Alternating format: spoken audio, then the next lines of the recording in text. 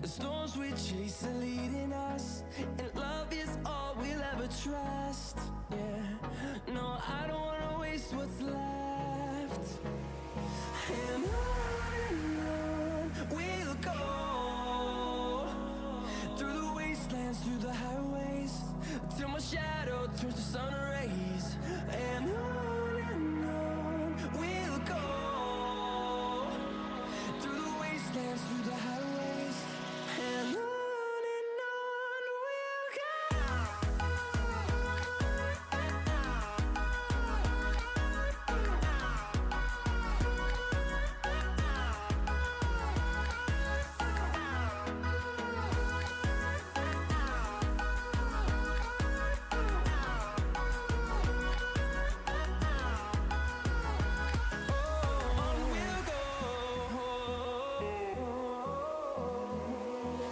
Finding life along the way, melodies we haven't played. No, I don't want no rest. Echoing around these walls, fighting to create a song. I don't wanna miss a beat. And on we'll go, through the wastelands, through the highways, till my shadow turns to sun rays. And on we'll go, through the wastelands, through the highways, and on we'll go.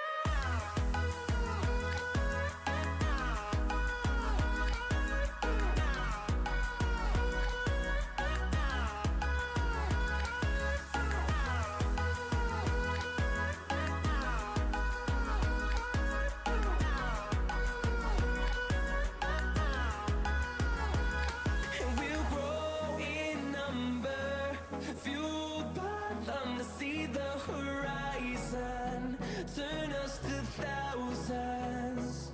And we'll grow in number, fueled by them to see the horizon, turn us to thousands. And on we'll go, through the wastelands, through the highways, till my shadow turns to sun rays. And on we'll go, through the wastelands, through the highways, and on we'll go.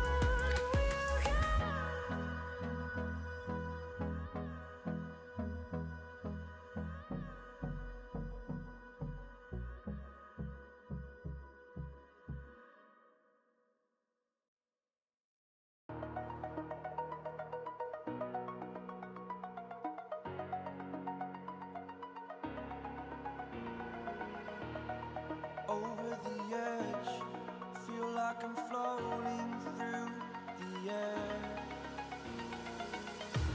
The pain I felt is paid for, all is said and done. Oh, I am restricted, fixed upon the web. I need to kick the habit that my mind is breathing in. Break out, I've got to see. Spent all my life holding all of it closely. I played it innocent, a feel of discontent. I'm finally facing it all, fearless.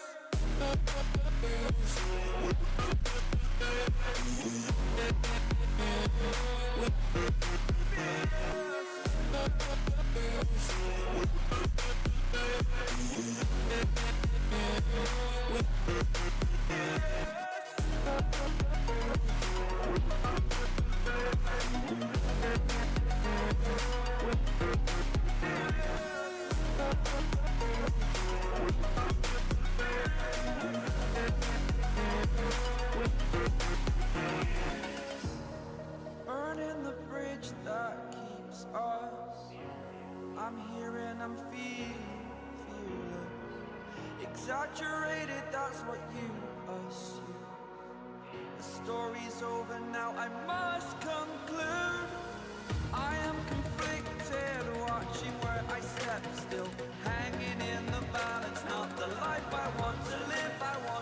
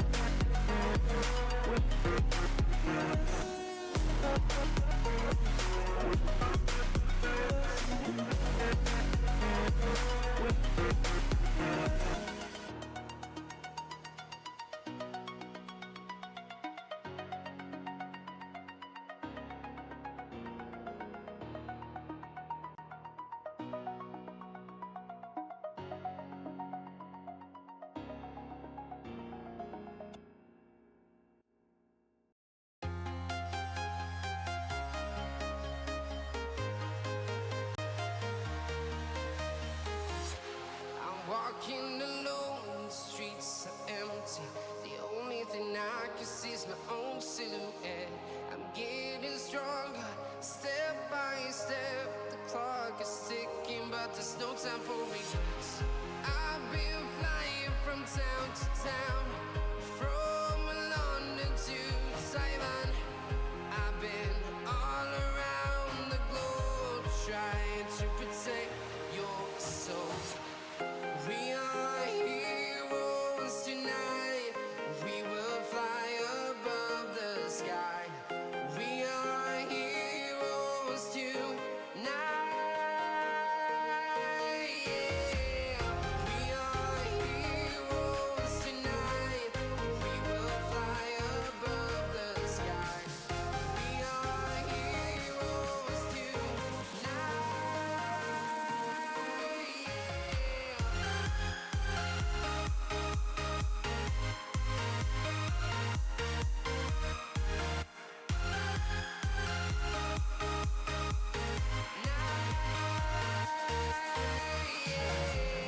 Feel like a dynamite, ready to explode right up in the sky. I need you to listen, I need you to hear, and don't show any fear. I've been flying from town to town, from London to Taiwan. I've been all around the globe, trying to protect your soul. We are heroes tonight. We will fly above the sky. We are heroes tonight. Yeah. We are heroes tonight. We will fly above the sky. We are heroes tonight.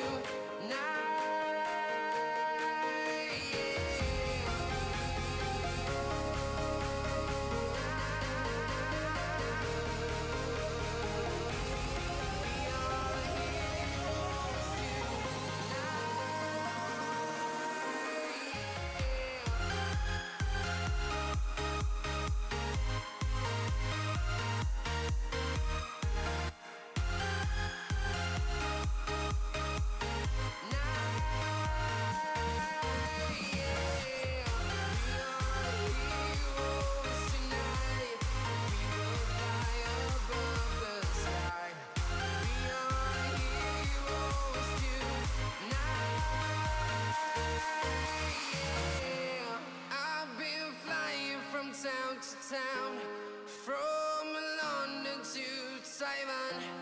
I've been all around the globe, trying to protect your soul.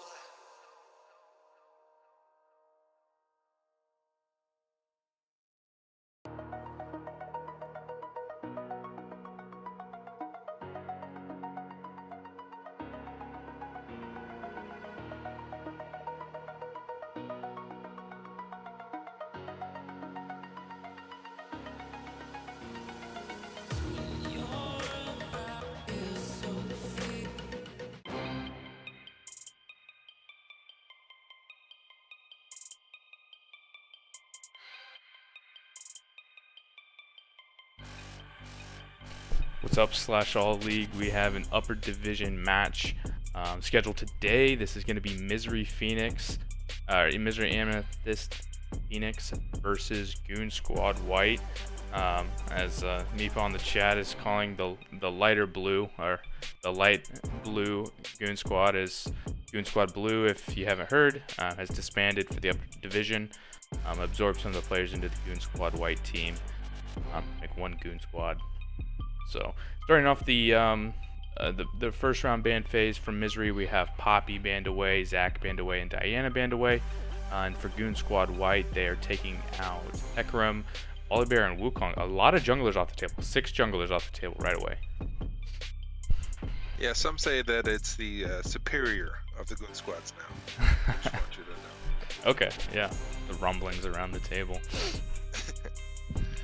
And then with 6 junglers taken off the table in the bans, we got Jarvan, first pick for MZRY, making sure they get the priority in the jungle with the champ pool pinched so hard.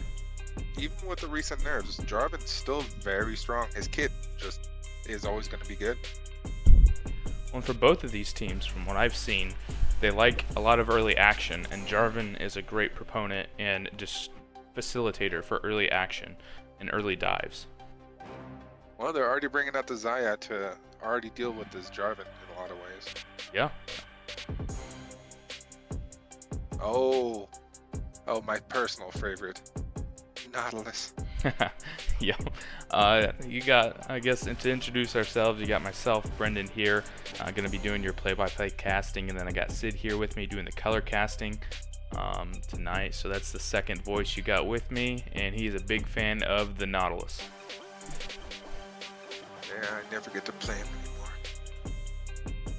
Jarvan Misfortune. I like that combo a lot. Definitely. That's I'm wondering what they're going to do for support to facilitate a potential wombo combo. Oh wow, picking the mid already. Yeah, well, Anivia, much like some other teams in the league, Blackfrost, the mid laner for MZRY, is named after Blackfrost Anivia, so definitely a comfort pick there. Ooh, Syndra into Anivia. It's an interesting choice. You played a lot of Syndra in Season 1. How do you feel about that matchup? It doesn't feel great, but I don't know that either of these laners really necessarily need a dominant lane phase. They're both going to scale up. I mean, if you saw Syndra, if she gets you low and then executes you with her ult, Anivia has Eggnivia, so that makes it seem like it's going to be a much more passive mid lane. Unless the junglers provide a lot of attention, I don't think there's going to be a lot of 1v1 kills. I will say that the bans are just flying through. So both teams have clearly done their research on each other. Yeah, that's a good point. Both of these teams coming out with a game plan. We'll see what the... I'm especially interested to see what we see blinded top, as well as what our response is. Echo being hovered, most likely being in the jungle. Honestly. It's interesting to see. I'm also surprised that MZRY is holding on to their support pick this late. Yeah, I mean, you could put the Anivia in the support role, but... It's very true. I have seen it, but typically you do it with Vayne, things like that can utilize that wall. Very true.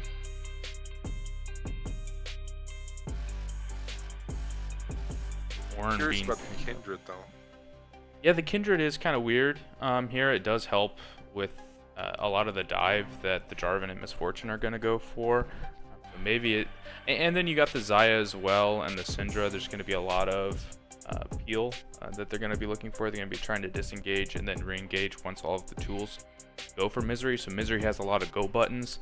And if those don't work, if they can survive those, then the long extended fight, Goonz Squad White should be able to come out on top once Misfortune uses her ult, once Ornn uses his ult.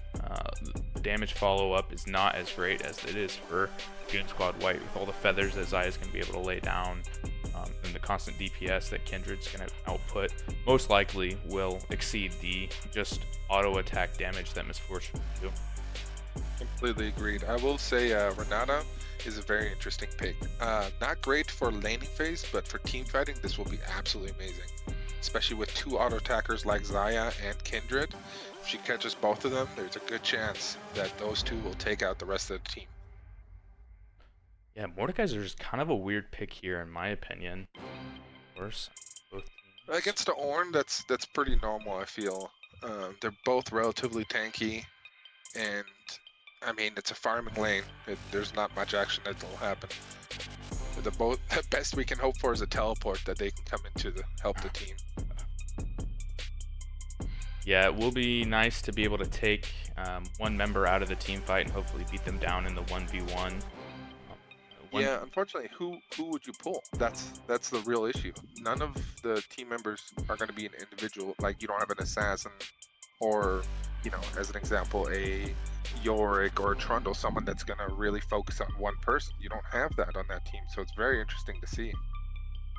Yeah. It could be just a pick too. It could be like to pick the Renata out. Yeah, stuff like that. The way that I see it, and I'm not super sure how this interaction works, but if the Kindred ults to save her team, and there's one member of MZRY that's low and hanging on in that ult, I'm assuming that Mordekaiser can take them to the Death Realm and finish them off, so that they don't benefit from that Lamb's Respite and the survivability of that. So that could be one thing that they're looking at, as well as it just feels good to peel. If Jarvan's going to come in at the team, if Mordekaiser is ready to click that R button and kind of neutralize that engage from Jarvan, that could feel really nice for the Zaya and the Syndra as they want to stand back and poke and take those extended fights.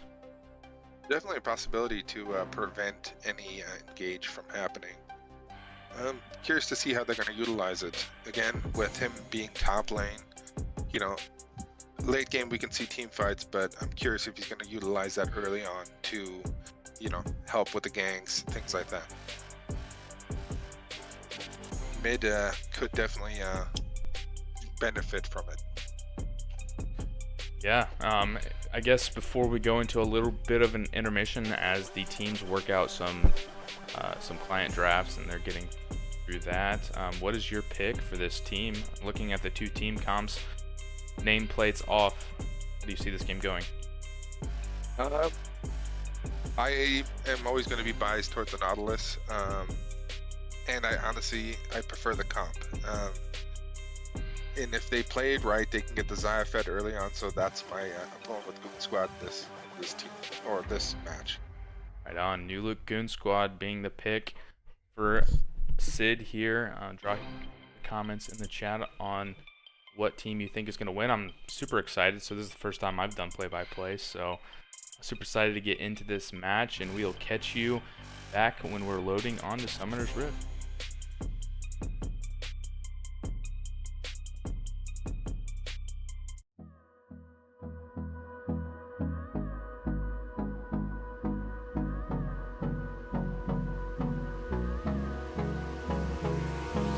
Hold me close till I get up. Time is barely on our side. I don't wanna waste what's left. The storms we chase are leading us, and love is all we'll ever trust. Yeah, no, I don't wanna waste what's left. And on we'll go, through the wastelands, through the highways, till my shadow turns to sun rays. And on we'll go, through the wastelands, through the highways, and on we'll go.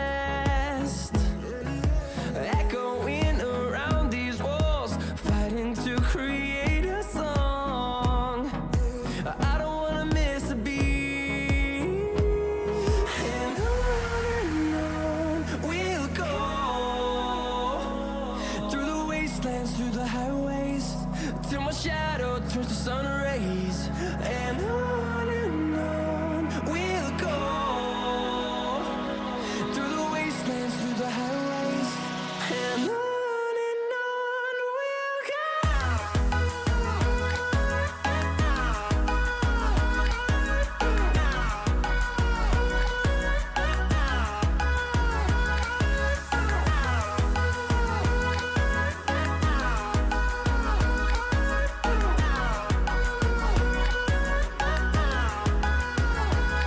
And we'll grow in number, fueled by them to see the horizon, turn us to thousands.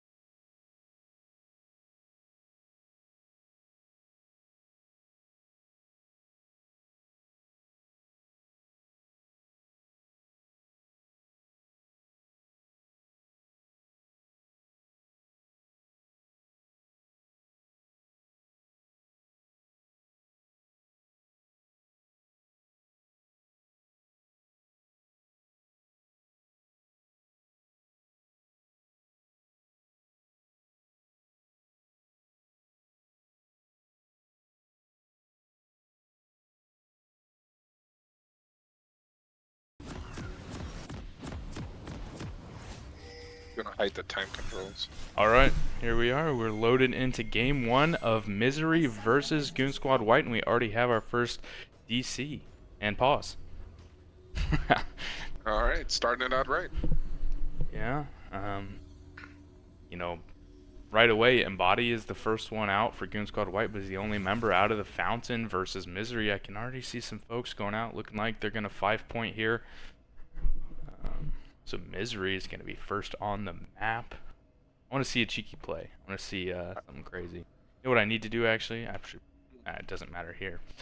Normally, when we do pauses in the future, I'm going to have it so that I can have some sort of overlay screen to put up there so people can check in the map with the delay.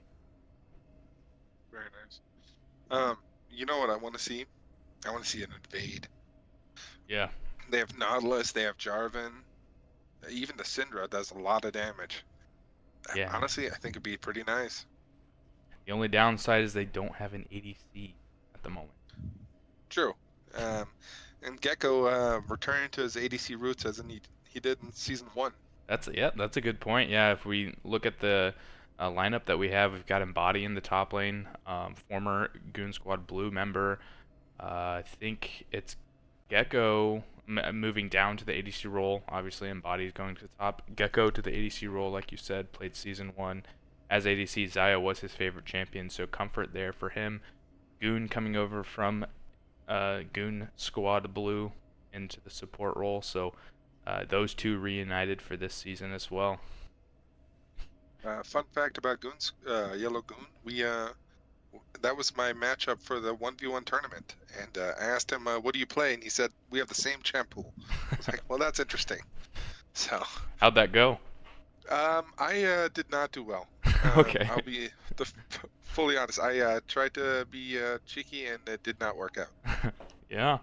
I guess, yeah, to kind of go over a little bit, because we haven't had the podcast yet, some of the events that happened last week in our interleague tournament action, Ring of Champions, the biggest thing, Infernia Esports, our #1 seed here in /all upper division, taking home the first place in that. It was a 3-game series, actually, in that finals. That was game 2 and 3 were casted by Bredicus, so definitely going to get that up on the YouTube, so anybody that wants to check that out, I can check it out. But that was pretty cool to see, representing /all. And then you said a few members of /all were in the 1v1 tournament as well. I believe Smokestacks from Infernia made it pretty far. Maybe second. I can't remember if he made it to the semis or... You know who made it to second? Who was it? Sinja, that's who it was. Yes, I remember watching. And then he died before he could even hit level 2 in the final 1v1, or level 3, whatever it was. Just went a little bit too hard on Aurelia. I do remember that now. And to represent Riot here for a second, I'm really curious to see if Conqueror of Bug is using the new Renata skin, and if it's the normal or the prestige one. Okay, yeah, we'll rep that. Brand new skin out. Came out today. Here we are. Yeah, we're ready. Oh, I guess they were asking me, but I'm on a major delay. But yeah, so if we look, both these teams, not going for anything cheeky. We've got a 5-point for MZRY. They're a little bit further on time, so they're going to get a little bit more information. Will Centipede is going to look to get that ward there, get a little bit of information. Oh, joy. Yeah. I'm sure that pause helped with this. Yeah, there we go. There we go. Ooh. Nice little double stun there from Black Frost.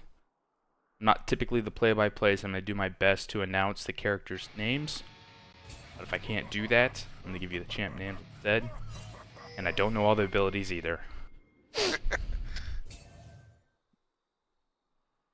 I don't think anyone will judge us harshly for not knowing all the abilities. Except for Mr. Miyagi. Well, if Mr. Miyagi judging.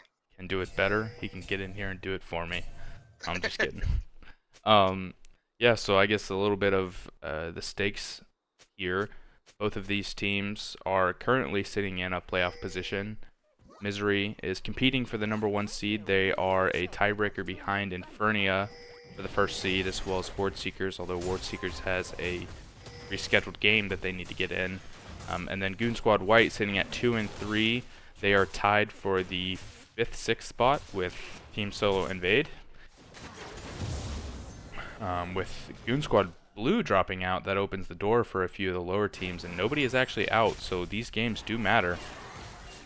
For MZRY, it's more about seeding. For Goon Squad White, it's still that there is the chance that they could drop out. Nice little double time from Kush to get that first strike poke onto its Gecko here. That's going to be the struggle of this lane early for Xayah.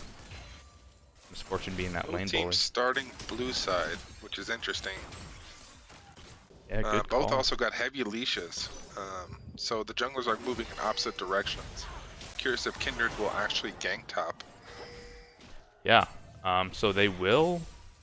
It's going to come down to the 50-50 whether Kindred's going to be looking for her first mark, I'm sure, over a gank.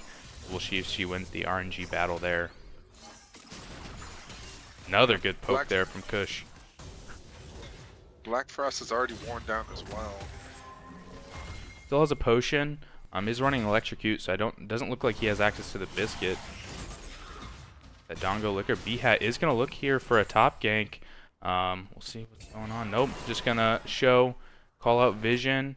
But Anarchist, step up a little bit. B-Hat going to help Embody get this wave pushed in so he can get Prio for this potential Mark Scuttle.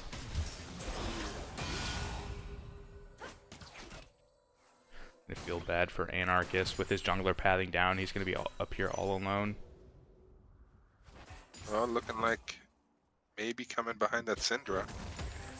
Yeah, we'll see if Cruel Centipede here can spot out that the Gromp has not been taken. He'll be able to steal that away as B-Hat moves back into his own jungle. And Cruel Centipede is also going to be able to pick up the mark there, the Kindred mark. The RNG did not go in B-Hat's favor.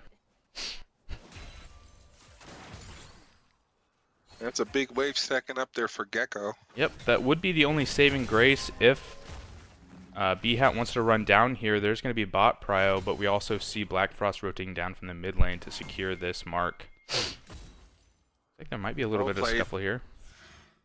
Yeah, well played trying to secure that mark. Flash away from Gecko as Cruel Centipede goes in looking for Goonz. Sorry, I don't have the kind of cast as well as do that. I'm going to get the first strike damage on there. Yellow Goon again. It's Gecko had to flash out there. As I don't know if he knew or had the info that Black Frost was moving down from the mid lane. Didn't want to risk dying there. First mark being denied by Goon Squad White's going to feel really good. Definitely the way to keep a Kindred player down is to focus those marks. Yeah, looking, no vision here from Black Frost. Does still have the Agnivia, so nothing crazy should happen other than a potential chunk.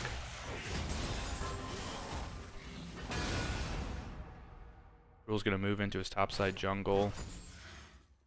These junglers are going to be, for the most part, on the opposite side of the maps by default until these objectives spawn. So we'll see what plays Cruel can set up. See what marks B-Hat can steal away. I will say, even though B-Hat hasn't accomplished any solid ganks and no kills, the pressure of just showing up does help the laner. So good job.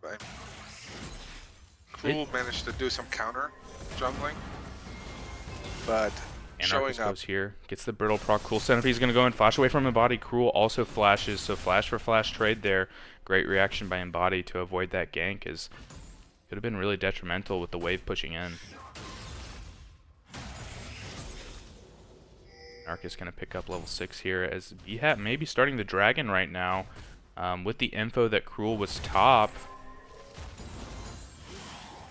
Direct camera's not doing me favors right now. Yeah, really low. Aggressive dragon take here, but gonna be able to pick this up. That's gonna feel really good. That's a 6-minute dragon for them with a great scaling comp. Both these teams, though, I feel like scale really well. I don't think either team gets a major advantage. It's a big chunk there from Kush trading onto its Gecko with the first strike misfortune. Black Frost barely misses the wall there, getting to would have got Dongo Licker stuck into that Nivea ult. I will also want to give credit to Gecko for twice having that giant minion wave stacked up. That's really good stuff. Yeah, across the board, all the CS going in the favor of Goonz Squad White, minus the bot lane here. Kush building up already about a 12 CS lead. 15 once he clears that wave. Ping's coming out, Cruel rotating down. Does seem like Goon Squad White's bot lane, Gecko and Goon, hanging around a long time down here. They have already got their back, so not sitting on a ton of gold. But keeping this wave pushed in.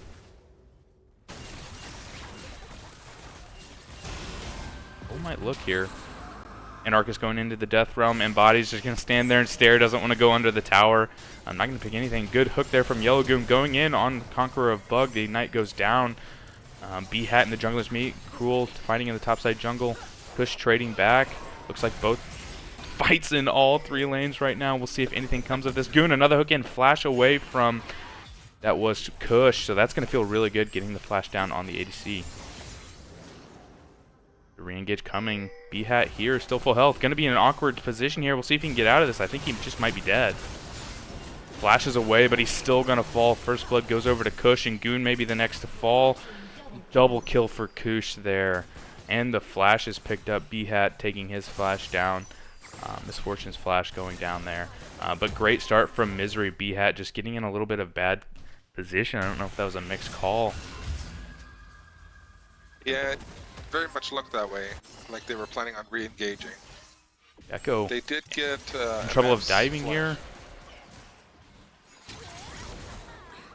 Nice little juggling of the tower aggro there. I could have called that a little bit better, but Conqueror of Bug taking the second aggro. Kush expending the ultimate to take down Gecko. That's going to feel really bad. He's going to drop 2 waves there for that death. Then Body continues to bully Arcist, Arc 5T, Arcanist. I feel like that's how you should say it, but it's weird. Anarchist, that's it, Anarchist. Sorry, reading. I get it from my brother, Brett. As he's probably watching and just catching strays. Mark picked up from B-Hat there. That's going to feel good. That is one thing they have going for them. They were able to get the early dragon. But 3 kills across the board. Also going to feel really good. Oh, nice little chunk there from Black Frost. Getting Dongo Liquor trapped in the Anivia ultimate. With the Herald spawning here, both of the bot lane supports as well as ADCs are still bots, so not a lot of early prio on this Herald. As a get a little trade like, here. B-Hat's actually soloing it right now. Yeah, it does get the jump over the wall. We'll see if they sniff this out, but he shouldn't be spotted yet. It looks like Cruel's going to path up here and look, but he's going to go for a mid gank. No. Gecko has to flash away again. Doesn't have 6 yet. Goon could be in trouble here. Going to be locked in this Anivia R. Dongo Liquor trying to peel. Goon going to throw out the ult. It's not going to be enough. Dongo Liquor can't provide the peel, and Goon is going to fall. The kill picked up there by Cruel.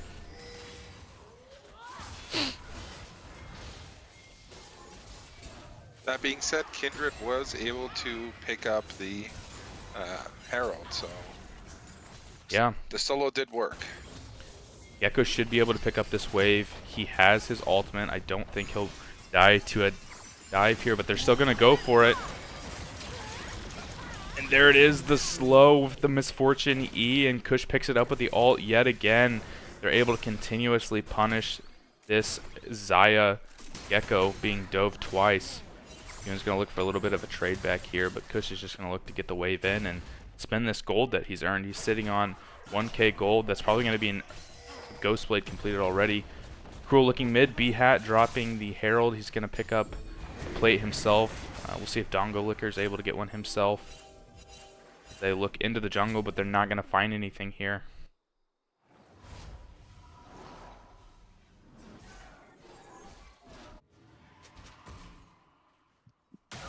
Dragon just spawned. Curious to see what the priority's looking like. Yeah. Right now it's looking like the carry potential for Goon Squad White is going to be Embody in the top lane. He's done it before. Put on some huge performances on carry top laners. I remember back to a Rumble game that he absolutely dominated on. So definitely is able to carry games. We'll see if this game, Goon Squad White, can set him up to be that carry that they really need right now with things not going great on the bot side. Goon's looking for the engage. The Renata re-engage, not gonna flash away by Goon. Should be able to get to safety, but a fast forward by Cruel. He's gonna lock him in. He's gonna lock Gecko in as well, and they're gonna pick up a double kill. Kush picking up one, Cruel picking up the second. Great flash forward by the Jarvan to lock them in. Embody going under the tower against Anarchist and is going to be able to pick up that kill. So like I said, we'll see if Embody can be a difference maker, but they are not going to make it easy on him as they've already come down to about a 2,000 gold difference. And MZRY able to pick up a Drake as well. Yeah, it's definitely looking rough for the bot lane, but they definitely still have an opportunity to make it back. Nothing's lost yet at 12 minutes. No, nothing's lost, and we've seen some crazy comebacks in /all in our first 2 seasons, but things are definitely looking grim. They do also have a 20 CS lead from Syndra in the mid lane, so they have a couple carries on their side. Anarch is going in here. This is a 1v1, knowing that Embody doesn't have the ult. We'll see if he's able to pick this up. If he dies, this could be really bad. And another angle for Goon Squad White. This is going to feel really good for them. This is a power point. This is going to be a 3rd plate picked up. And it feels so bad when a Mordekaiser takes a tower shot and gains health. Yeah, it is unfortunate. Goon gonna get chunked down here, is able to hook himself to safety as Gecko's looking to get this wave crashed. Rule in the area is hovering in the bot river. We'll see what he decides to do. No camps to take, but that vision line is just incredible for MZRY. It's a pit of darkness for Goon Squad. Definitely, I will say, Goon and in general, the Goon Squad has been really good about warding, but I've also seen Conqueror and Bug clearing a lot of wards. Hat looking to come in and get that mark, but Anarchist is defending that away. Cruel is rotating from base. This could be really bad for Goon Squad White. But then again, if they can get a skirmish, a 2v2 skirmish with Embody, it could be good. But you also have Black Frost coming, and instantly B-Hat's going to die before he can even get the Lamb's Respite off. Embody's going to be able to escape here. I don't think that MZRY really wants to chase too far.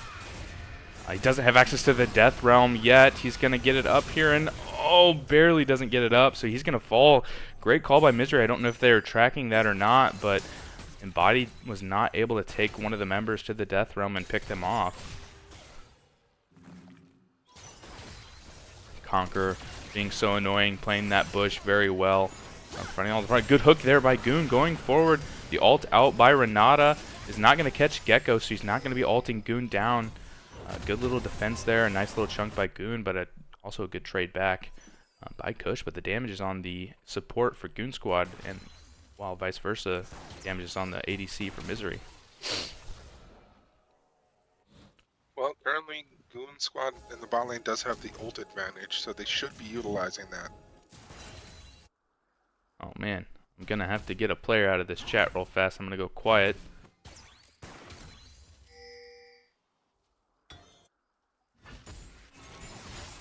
Interesting. Sounds like he was saying a lot of fun stuff in the chat. Apologize for that. A little bit of a detour from the game, but I am back. Nice scatter the weak. Hat needs to be careful. Bot lane rotating up. See if he's able to get the Lamb Respite out. He's not again. He's falling over and over here on the B-Hat. The carry jungler not going the way. Jungle Licker does have a lot of damage here. But that's going to be the downside, is you can't really kill this Anivia while the Egg Nivea is up for Black Frost. Yeah, especially with Cruel right there, it would not have worked that well. But getting the passive off would have been nice. It would have, because I don't think that he's going to kill him anytime soon. To be honest, I probably would have flashed over that wall and taken down Black Frost just to get the passive down, but that's probably why I'm no longer in the mid lane. Well, first tower fell in the bot lane. Yeah, as May expected. cause Kush to move Cruel towards going mid in, lane. alting on Dongo Licker, does use the flash. B-Hat here, does have the Lamb's Rest, but it's going to be able to save Dongo Licker. He is not going to pop. B-Hat really struggling on this Kindred pick. I don't know if he's not played it before, but he's not been using this ultimate to the best of ability. The feathers are going to go out for Gecko. A shutdown for Kindred onto Cruel. That's going to feel good, but Kush is also going to end up taking down B-Hat. Looks like the rest of the bot lane is going to get away as Embody continues to punish in the top lane. Yellow in a little bit of trouble here. Going to be able to walk it off. Embody continues to punish Anarchist here. See if he can get a kill here. This would be really good for Goonz. Be able to get the top tower as well. There's a pause. We got the other way now. Let me go ahead and throw up a different screen just in case.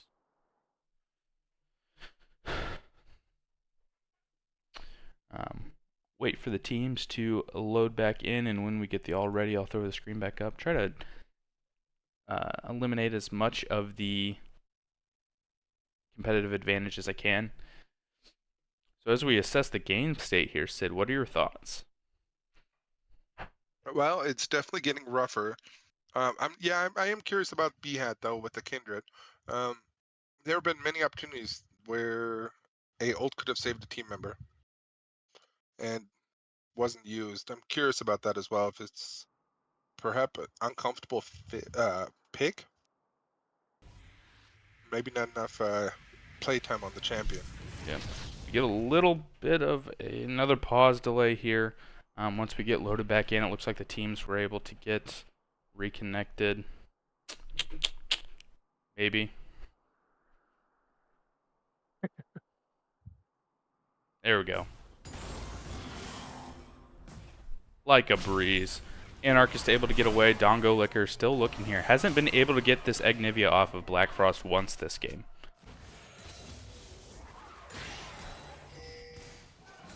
I will say, outfarming a Nivea, especially post 6, is not an easy feat, so good job. Yeah, definitely a scaling option. Body able to take down the top tower. And we'll see if he has a lot of pressure here. If they can get B-Hat up here and take this mark away, that'd be a good option for the Kindred. Looks like they're going for the Herald right now, which is not a bad option. Not at all. That objective. That is going to be the scary thing about Syndra. You know, she's in the once she gets enough of her stacks on her passive, she's going to be able to blow up Kush. Luckily, they have the Renata there and be able to extend the life a little bit and maybe pick up a kill and revive her. I will say Kush hurts a lot, so it's very possible for her to pop someone in time. As Kush gets a half-health chunk on Gecko with the first strike. They're looking to dive Gecko here again. This would be the third time, but it looks like Cruel's just going to settle for the Wolves and not look for anything crazy as they keep the mid and bot wave pushed in. I appreciate them Goon Squad moving as 4. It is the safer option after some of the events that have happened. And they're definitely going to need to look for some skirmishes. Try to build a numbers advantage. That's going to be their way back into this game. Straight up 5v5 or coin flip could be a way to overcome a 4K deficit. But with the scaling options, like we've said, in body, still feeling really strong on the Mordekaiser. And probably 1v1 just about anybody in the Death Realm, even Kush, I'd say, with no minions to bounce bullets off of. And the passive only working for 1 auto, that's definitely an option. As well as Kush goes in here, gets a big chunk onto Goon and bounces the bullet right off of Goon onto Gecko's head, and that's going to feel really bad. The body's still trying to assert his dominance. He's going to take Black Frost into the Death Realm. We'll see if the passive for Black Frost is able to drop for the first time, but he's missing a lot of his abilities here. But he's not going to be in danger of dying. He's able to chase him down to have the Rylai's, who's going to be slowed. Misses the pull barely, and Black Frost is going to be able to escape. Keeping that passive up still has not been dropped all game. Goon rotating down, but Cruel here to cover for Black Frost. As things come down from MZRY, we'll see if they look for anything more, but it looks like both teams are going to back off. We got an Ocean Soul this game, so that's going to be interesting. Especially with the Anarch, Cruel just being very tanky. It can get really rough. That being said, if Goon Squad can get that Ocean Soul, it's going to be very beneficial for them as well. They have plenty of champions that could utilize that soul. For sure. The Anivia is the one that I look to. Just mana regeneration with the ultimate's going to feel really good if they're able to pick up that Ocean Soul. Yeah, but Mordekaiser with that HP regen? That too, he's going to be able to, looks like he's going towards the Jack Show build as well, so he's going to just be a drain tank this game. But yeah, it's just going to succeed the Scuttle Crab, which is a good call here.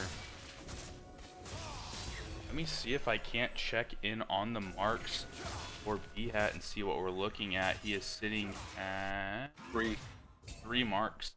That's really slow tempo for the Kindred marks this game.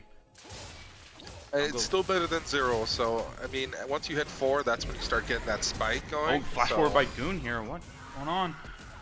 The Renata all. It looks like the hook did not land from Goon, and Goon is now going to be out of position. Cruel Centipede is going to hop onto Gecko, and there it is, the Misfortune Jarvan combo locking Xayah in, and like what was mentioned before, guess I should have watched down there in the bot lane, but Black Frost is able to pick up in body as well, as all things from all angles go bad for Goon Squad. I guess they will be able to pick up the mid tower, which is good, but the Baron is being rushed down right now by MZRY action on all sides of the map. As B-Hat looks to tussle with Anarchist here. Let's see if they even know that this Baron is going down, but with Dongo, I think that they would be able to stop this. He's going to be able to poke out a lot. We'll see if they look to turn as we continue to watch the mid lane scuffle. This Baron is down to 12k, and there's a smite. It was a little bit late, but secured by Conqueror of Bug. Dongo Licker goes for the ult, but that's just not enough damage at this point in the game. He's going to be chased down as Kush continues to layer those bullets on top, and the TP in by Embody. We'll see if he's able to pick anybody off with the move speed. He could get a shutdown on Misfortune. That'd be huge right here. He gets the pull in by Embody, and there's B-Hat And Body looking for one of those big bounties right now. We'll see if Kush walks up. It's Gecko, flashes in, tries to get the feathers down, and he does. And Body picks up the first kill on Conquer a Bug. I don't know if there was a shutdown on him or not, but at least they're able to take one Baron off the table, but still 6,000 gold lead. And it looks like Cruel's already notifying the team that they are definitely going for this dragon in 30 seconds. Good. Continue to stack that up as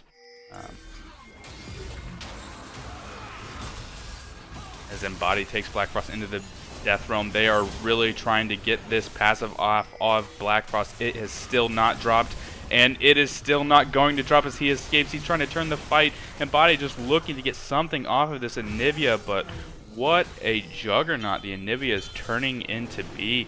And the Rod of Ages for Anivia or Black Frost is about to pop as well. He's going to gain a free level. Third Drake being picked up from MZRY. Things are looking very bleak for Goon Squad White. And MZRY looking very strong, even with scaling comp. The ornaments are going to start coming in. Already have come in for Kush. Things are looking really nice for them. Definitely. The Shojin build on Jarvan's still quite strong, even after some of the adjustments. Yeah, Shojin Gore Drinker. A lot of champions on Graves as well. Feels really good. See what Hail Marys Goon Squad White is going to try to pull out as they are sending 4 members right now towards the mid lane. B-Hat's not on vision. They could look for something here. This could be a numbers advantage, but Cruel's rotating up from the bot lane. Doesn't look like they're going to try anything. Just try to continue to contest these mid waves as B-Hat goes in aggressively. Conquer a Bug is able to pick that up as the Renata is the target for the Nautilus. The re-engage Anarchist with the ultimate. Dongolicker is going to fall in the middle of the fight. Cruel Centipede hopping in, and there's Kush laying the Misfortune bullet time on top of everybody. This mid tower is going to fall. I would assume this goes all the way into the inhibitor. Goon is the last person left standing for Goon's squad. His squad has died, and MZRY is going to look in and look to do major damage to the base. That honestly was unfortunate. I will give credit to Anarchist. He threw that horn ult all the way down, managing to knock up Gecko, which led to the Jarvan coming in, and that was all she wrote. Here they go. The Goon, the last one standing, like I said. The team starting to spawn. Goon is going to fall before the team's able to get there. This is going to be the mid inhibitor. Cruel is also pushing in the top lane.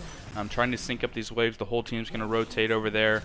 I'm going to make, like I said, take some major damage to the base. Great team fighting from MZRY, showing a lot of prowess there. The Baron buff has fallen off for what it's worth, so the push isn't going to be as strong. I think that Goon Squad is going to be able to go in, trying to get the shutdown on Kush, but they're not going to get it. And yet again, B-Hat dies with the Lamb's Respite up. That is going to be a point of emphasis. Yeah, that is going to be when they look back on this game and see the amount of times that B-Hat died with that Lamb's Respite up. I'm going to have to take a look at that. Definitely. Some things to talk about for Goon Squad heading into Game 2. Things are, I don't want to cast or curse it, but seems like written off for this game. We'll see what sort of things the Goon Squad can try to pull out. Maybe come up with some ideas, use this time. Try to think about what went wrong and what's going to be different Game 2. That's the beauty of the series. I do want to point out that Kush doesn't want to risk anything. Did pick up the QSS just in case. So they are respecting Goon Squad and not just expecting this to end.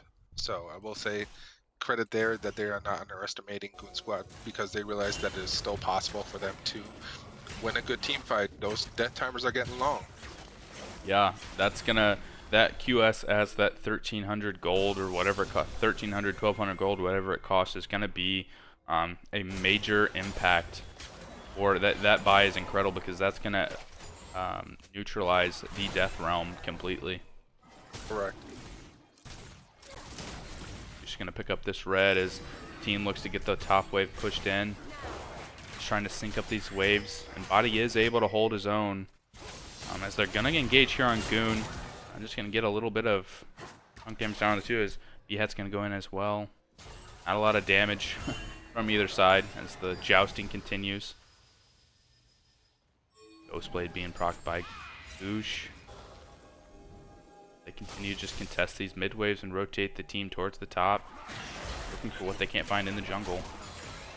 It is always interesting to watch teams what they do when there are no major objectives up on the board, so to speak. Dragon still out 50 seconds.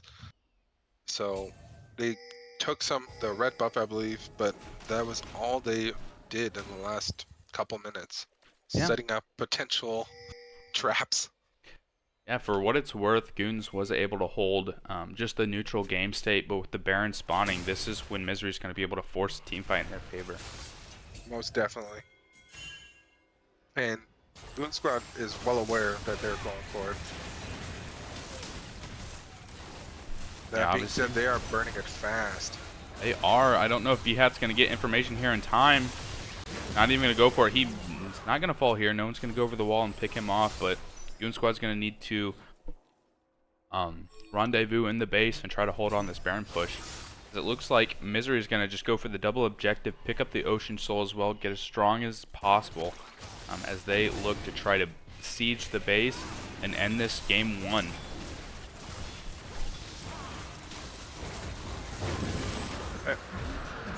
Again, the way I look at it is when they're going for the objective instead of using that Baron right away to push, is that they're respecting Goonz Squad in not just going with the amount of gold that they've collected and with all the objectives, the Baron and the Dragon Soul now, they still want to go back to make sure that they are utilizing everything.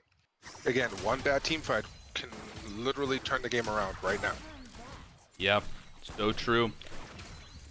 I will say one bad team fight could turn the game around, but at the same time, MZRY is honestly handling this lead very well. They are not taking any unnecessary risks, and they are rotating as Cool may have found out. Black Frost is here as well. B-Hat may just be caught out again. We'll see if he pops the limbs reps, and he's actually able to flash out, so doesn't have to use that ultimate ability.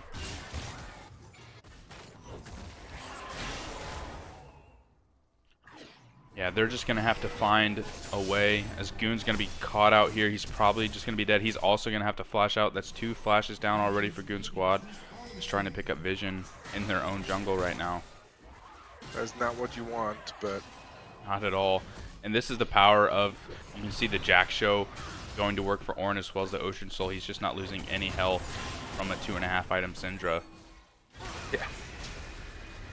Oh, B-Hat's going to be caught out by Black Frost as they siege this top tower. The top tower is going to fall as they engage onto Embody. Embody's going to take Cruel into the Death Realm as the rest of the team's going to look for Goon. They're going to instantly drop B-Hat. He's going to die with the Lamb's Respite once again. Embody's going to come out of the Death Realm and find that his friends are gone, and Kush is going to pick up the double kill, pick up Embody as well as they have a wave here. Look to end. We'll see if Dongo Licker can hold off. The mid-hit inhib did spawn, so there are not supers. Flash down. Nice wall from Black Frost. From the Syndra, but they have Baron empowered double cannon waves. They're going to look to end here, and I don't think there's going to be enough resistance for a Goonz Squad. The ult goes down. It's Gecko flashes out. Ultimate from Dongo Licker is not going to make Cruel fall. The massive bullet time from Kush. One's going to fall. Dongo's going to fall. Double kill there. It's Gecko doing everything he can to save the game. The flash forward. Misfortune's going to die. Not go deathless. Kush is going to die at the end of the game. So that means that Black Frost was the only member of the team, and I do not think that his passive ever went down the entirety of that game. It did not. It was impressive. Honestly, there were a few very close calls. Yeah, so game 1 is going to go the way of MZRY. As the teams get ready for the second draft, we're going to send it to a break real fast, and we'll pick you guys back up at the draft.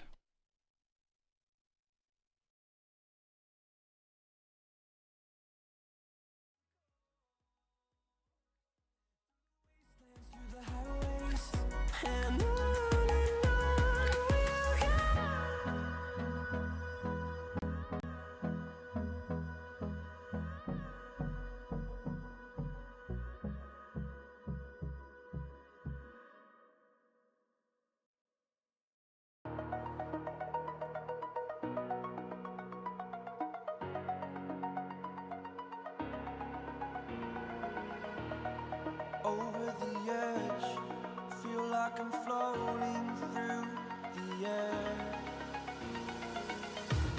The pain I felt is paid for.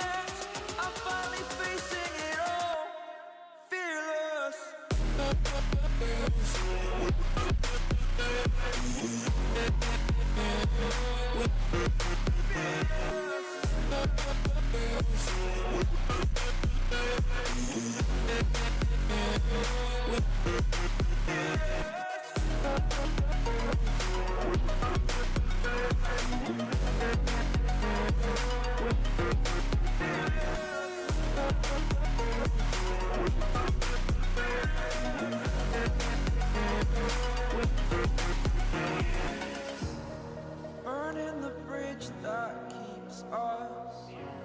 I'm here and I'm feeling fearless. Exaggerated, that's what you assume. The story's over now, I must conclude. I am conflicted, watching where I step still, hanging in the balance, not the life I want to live. I want to take it all, standing tall. Fear outweighed the person you are. Oh, break out, I've got to see. Spent all my life holding all of it closely.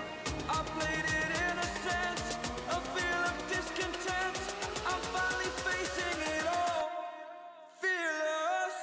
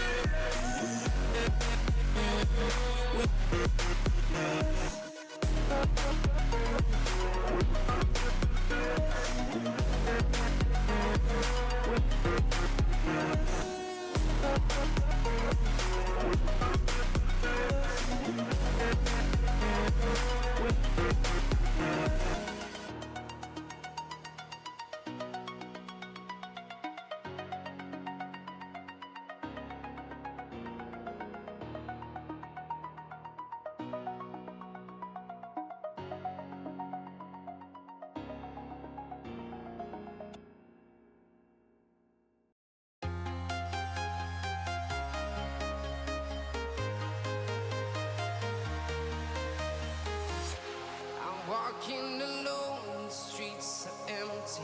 The only thing I can see is my own silhouette. I'm getting stronger, step by step. The clock is ticking, but there's no time for regrets. I've been flying from town to town, from London to Taiwan. I've been all around the globe trying to protect.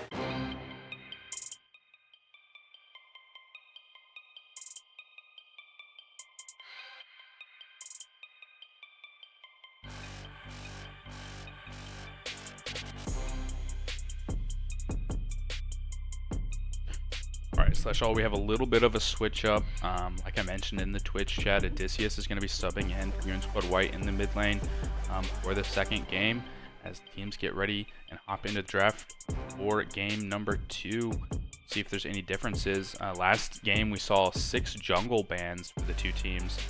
See if that holds up. Poppy was the ban for the last game, so nothing too different yet.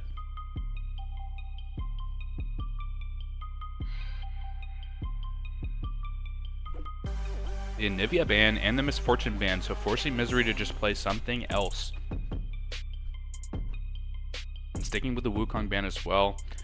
The Nautilus banned away, Yellow Goon's favorite champion. And then the Zac was a ban from the first game as well, so the Maokai instantly picked up. Could be a flex pick, could both go jungle and support for its main roles. So a nice blue side pick from MZRY. Kind of interesting that that is the priority pick for them, though, I will say.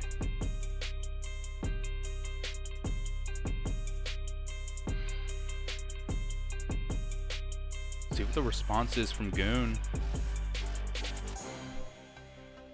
Rundle picked up. I like that pick a lot. Into the Maokai. See if that's going into the jungle or to the top lane. Could be either.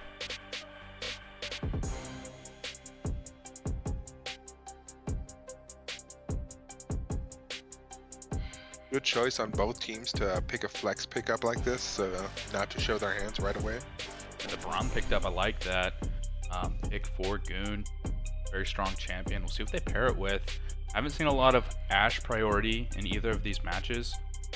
Definitely considered a pretty strong ADC, and it's one that seems to fit Gecko's playstyle as well. He seems to be more of farming DPS, facilitating ADC, take what he's given, more than like a Kai'Sa player where he's diving in or any of that sort of style. So Definitely. In the last game, Soraka. In the last game, the Nautilus didn't have many engages, so picking up Braum to have more protective style for Gecko might be the option to go. yeah, both these teams definitely picking more. They've Rumble picked up. I like to see that. The carry top laner. Anarchist played tank duty last game, got bullied in lane, was able to obviously come out with the win. But last game he was stuck on tank duty, and now they're saying here's the Rumble. Here's a carry in the top lane for you. I will say that this is also a flex pick. I believe that Cruel has used Rumble in the jungle. Okay, yeah, even better. I do think that the Soraka is going support unless anything crazy happens. And another flex pick for Goon. That could go top, that could go mid, and it could just match the Rumble because it won't go in the jungle. Well played on both sides, though, again, with multiple flex picks.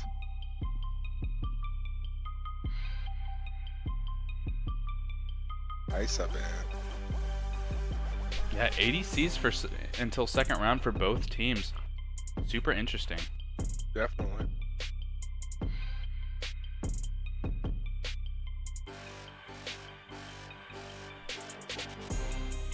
Kai'Sa banned away from Kush. He's definitely the carry for MZRY, so taking away one of the biggest carry champions, Renekton, and Vayne taken away as well. Two hyper scaling champs. Vayne actually with the changes being the new build with Static Shiv, hold her own in lane as well. Well, he also has a high chance of shredding a lot of tanks, so that may be what they're planning on, is having a more tanky build with the Braum, with the Trundle. So it's possible that that is why they banned the Vayne out. Yeah, very good point. Ornn banned away. So they must be thinking that this Yone is locked into the mid lane. There's the Ashe, like I was saying, that seems to play towards Gecko's playstyle, so I like this pick for them a lot.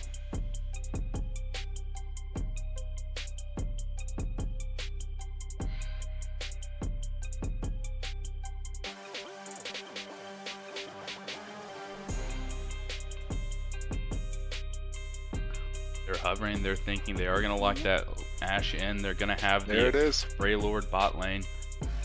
Like Ashe a lot, facilitating with the ultimate as well. It's just being very strong in lane, especially paired with Braum.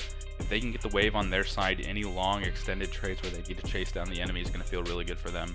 They may be able to turn this lane around, as it was in Kush's favor last game, as we saw Kush and Bug pick up 2 tower dives by themselves, unassisted on Gecko, as Goon was roaming. Tristana pickup. That's a nice choice. Ooh, I like Tristana. I will say what? So Tristana mid.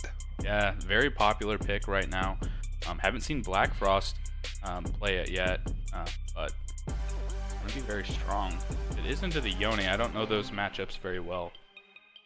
Yeah, that's going to be an interesting one.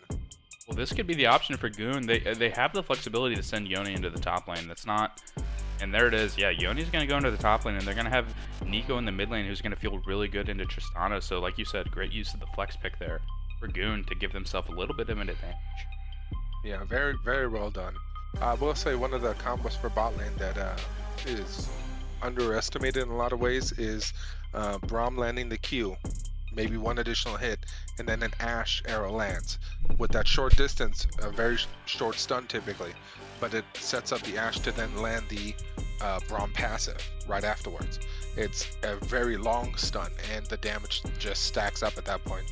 So even with the Soraka, or even if they landed on the Soraka, that could be very deadly very fast.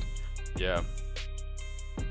It'll definitely be interesting because, you know, based off last game, based off the experience that we just went through, Kush dominating. I think it was either 16 or 17 kills, only died once. Well, technically died there at the very end, dominating the game last game. But if I'm going to be honest, I like the bot lane for Goon better. I like Braum, I like Ashe, into the Soraka Varus. The shield, the unbreakable shield from Braum is going to feel amazing against a Varus. It's going to feel amazing against double ranged either way. I don't know the interaction with Rumble, but I do think that there's a lot of peel. Like we were talking about last game with the engage tools that MZRY had. They don't really have as much dive this game. Maokai's kind of the only engage they have. They have some pick potential, but as far as hard engage goes, Goon goes heavily in the favor of Goon with the Ashe Arrow, with the Braum ultimate. Hands down. As well as the Nico. I completely agree. That being said, if MZRY gets to scale, if they get to a 25-minute game, they will be absolute terrors. I will also question the pick of Varus when their Braum was already picked. It seems a little strange considering that a max Q will be stopped easily by a Braum. So I'm not sure what the idea was behind that. Maybe it's just confidence. Yeah. Just range, I guess. I mean, I will say my pick for draft is going to go for Goon this game. What are your thoughts on draft if you had to choose one of the two teams before we head to the break? I definitely have to give it to Goon Squad this time around again, but MZRY has that late game. So if Goon Squad can't finish it out early, I think it'll go to MZRY. Sounds good. All right, we'll catch you guys on the flip as we load into the Summoner's Rift, go through our spectator delay. We'll see if Goon is able to even the table or if MZRY can take the 2-0 victory. You guys on the Rift?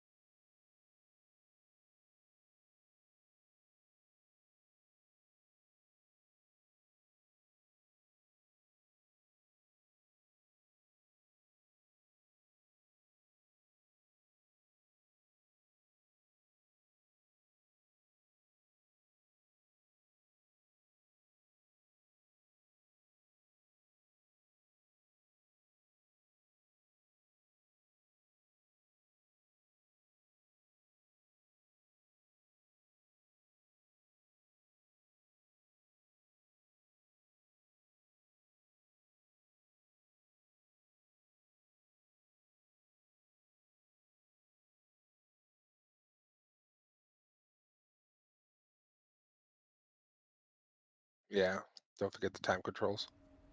Are here. Start that. And we are loaded in to game 2 of MZRY versus Goon Squad. White here. Let's see if we haven't had any disconnects like we did in the last game, so that's good. Yeah, we had what, 3 total? I think 2, 3. 2 total, but they were 2 very long discords, disconnects. If I'm gonna be honest. Looks like it's gonna be a stack for Goonz Squad White. See if they can't find anything cheeky, but MZRY's gonna sniff it out a little bit. Oh. Rule's gonna step up here. The pillar goes down. Goonz Flash Squad. from Braum. Goon lands forward. Yeah, Gruul's just gonna die here. First blood goes over to Odysseus. So instantly the sub in. Odysseus mid coming in, getting a kill. So, okay, carry the game. It is a weird start. Corrupting pot Definitely. for Nico. Say that. Also, we finally got the answer. It was Rumble top, not Rumble in the jungle. Yeah.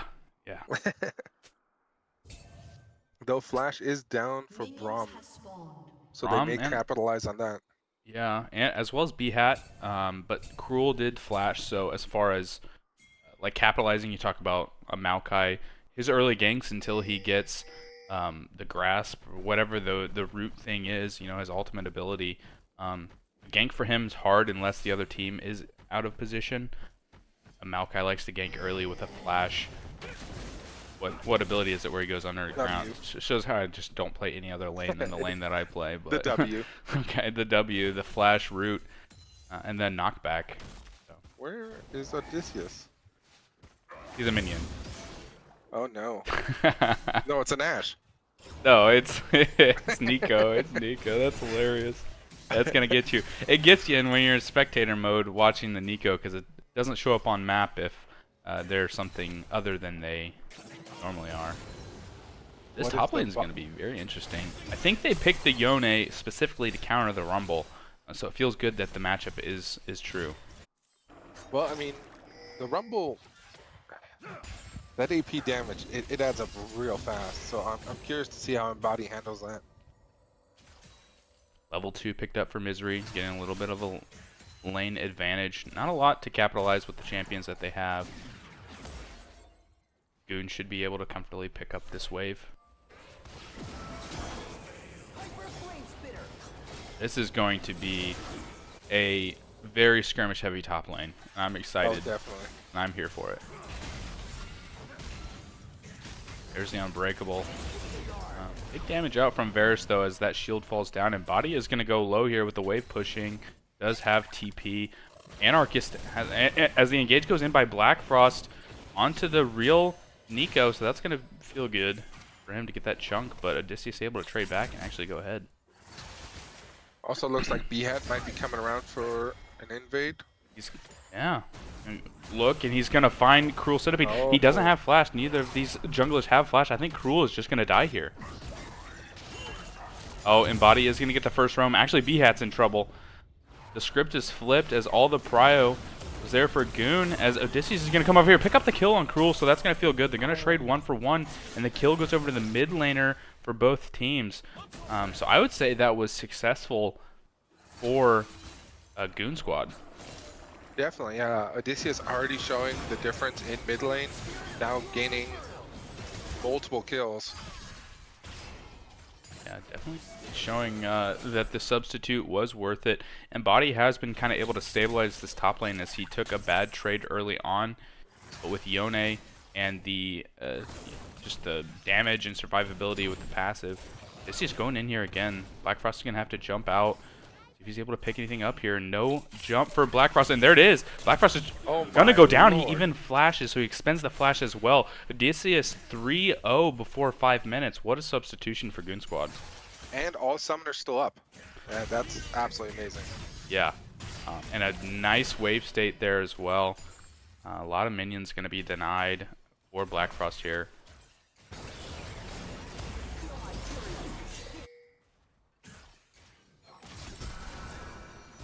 If this bot lane can just survive, you're never going to get Ashe completely out of the game where she's useless.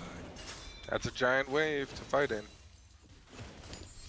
It is. Just getting that crash in, I'm just going to feel good. Yeah, like I said, if this bot lane can just survive, I feel really good. They're not respecting that B-Hat could still be here. Conquer a Bug kind of baiting it out a little bit. But with no flash on B-Hat, shouldn't be in a lot of trouble. Something to keep in mind too is once Oh, they Conquer a should- Bug. Oh, nice silence. but the dash forward by Yellow Goon, the flash out is going to come from Bug, and Yellow Goon's going to follow. He's going to ignite, and he's going to fall. Goon's going to be traded back by Kush with the help of the tower. B-Hat now is in trouble as Cruel Centipede is coming down. It's Gecko's going to come in and help, and they're going to at least trade back the kill onto Kush. Flash away from Kush, flash forward by Gecko.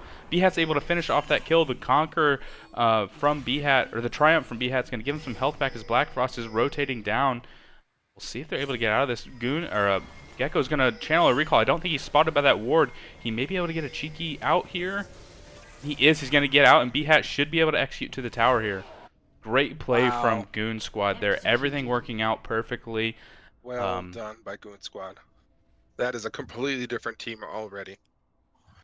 Feels really good, and it's the bot lane from last game that carried. So the fact that they're able to get this lead is going to be a great confidence boost. Body's Definitely. not quite 6 yet here. I have to wait for the wave to come in. The CS lead by Goonz squad in the bot lane, very minor, 5 CS. However, there is still a bot lead, or CS lead, I should say. Yeah, a big CS lead building in the mid lane as Odysseus continuing to show that this was a good substitution for Goonz squad. Getting him in here. Now that both top laners are 6, we can still see some scuffling as Anarchist continues to work on getting this big wave in and harass Embody on the wave. Yep. Another thing that will sway Sauce these down. fights soon is as soon as Soraka hits 6, that can sway many fights. Yeah. Even in top lane. The global ult, obviously, Bug being a great player is going to be able to find those out, and the communication from MZRY. So we'll see if they're able to even bait out some fights, knowing that they have the Soraka ult in their back pocket. Definitely. B-Hat again getting the first dragon, so well done on that. Now, curious to see if they're going to prioritize the Herald next. Yeah, Embody has his ultimate here, but Anarchist doesn't, but he's... that Rumble is hurting right now. Yep. Yeah, it's going to be a little rough.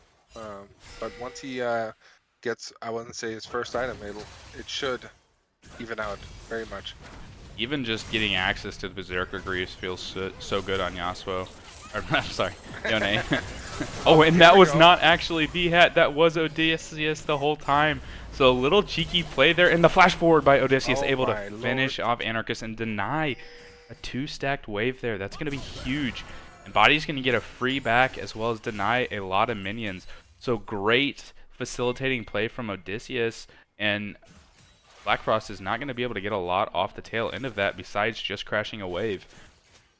Definitely, and one of the benefits also, Odysseus has been getting a lot of team kills, so the assists still giving out some gold, not just hogging all the gold for himself, so well done with that as well.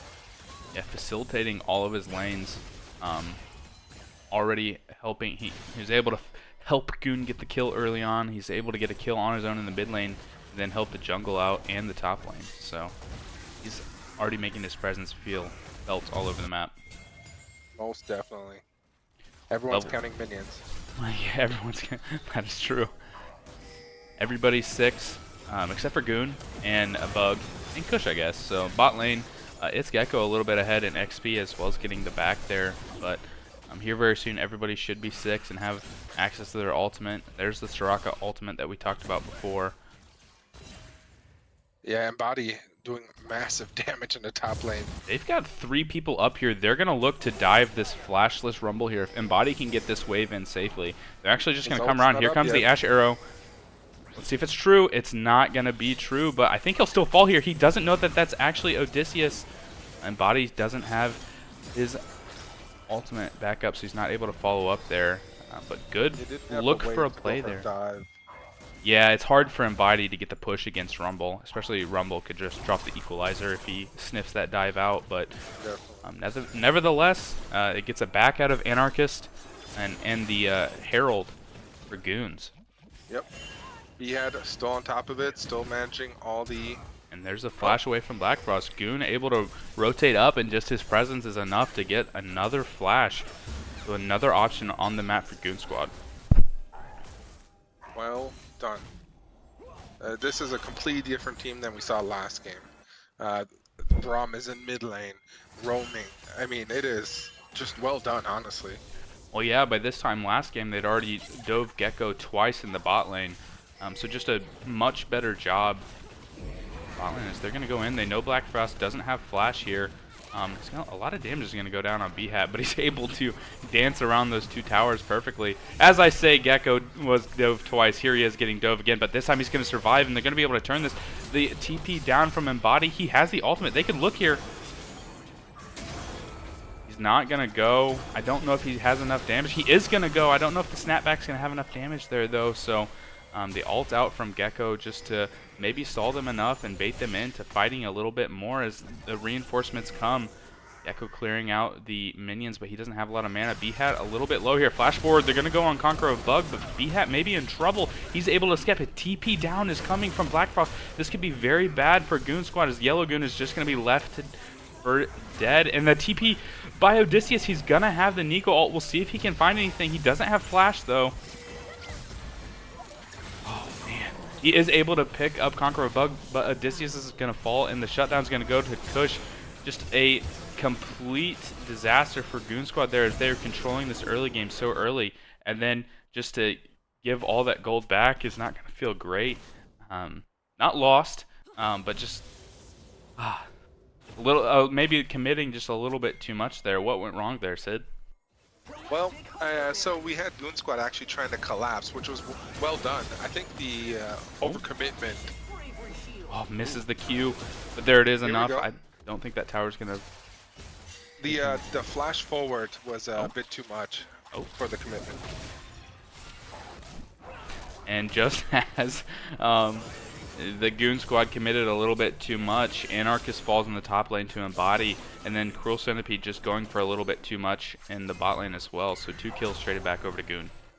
Yeah, Cruel tried to invade it, looks like, and met with a Braum Ash that didn't work out too well for him. A slow exit for Cruel ends in his demise, with the Freylordians slowing them so much. And this dragon control, this is going to be a second dragon going over to Goon, probably with no contest. Although B-Hat, oh, that's Odysseus lurking there. Go in, we'll see if they know. Yeah, now they're going to find out now that he splits, but he's going to get a good chunk onto Bug. Bug is running the wrong way of the map, but there's the ult forward by Kush. The shield from Nico is not going to be enough. Odysseus is going to fall to Kush. We'll see if the rest of Goon can come down, but if they do, this is going to be bad. The Ash or Arrow Forward is going to be enough to pick up Goon, but I think B-Hat's going to die for his troubles. B-Hat goes down. In the top lane, we have some skirmishing. Embody going in, the ultimate forward. Will Anarchist die again? No, he's going to live barely, but he's not going to be able to stay in this lane, as we'll see if MZRY looks to add a little bit more. If they're tower diving, they're bringing Black Frost down, but I don't think you really want to dive a Braum. No, it's a bad choice. Maybe if he was solo, you would dive him, but definitely not with one additional member there. Oh, the flash forward by Embody. Great reaction by Anarchist. The tower's going to finish off Embody. What a solo kill by Anarchist. What a great reaction time.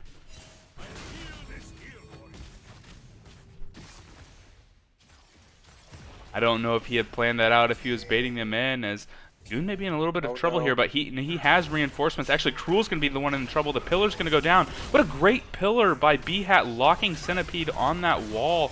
He's going to fall. Cruel is just not finding his way in this game, overstepping a lot, and not having the prio that he did last game, and he's feeling it a little bit. Definitely. I'm not sure. I've seen him attempt one ult, but I don't think it caught anyone correctly, I should say. Everyone was already across a wall by the time it reached them. Yeah, he's slowly starting to fall out of this game. He's only has a 50 CS under his belt. He does have the Demonic Embrace complete, but at this point he's so far behind, it may have been better to go for the tank build. I agreed. They already had the Rumble. I feel like a tank build would have been the better choice to have that front line. Still can finish the Radiant Virtue once he gets his boots complete. That could definitely feel good. We'll see if the solo kill from Anarchist in the top lane is enough to swing this top lane, or if Embody's able to continue to push this lead. Looks like he won out on that trade just a little bit. But like I said at the start, this top lane is just going to be a ton. The Asher is going to come up. It's not going to catch anybody.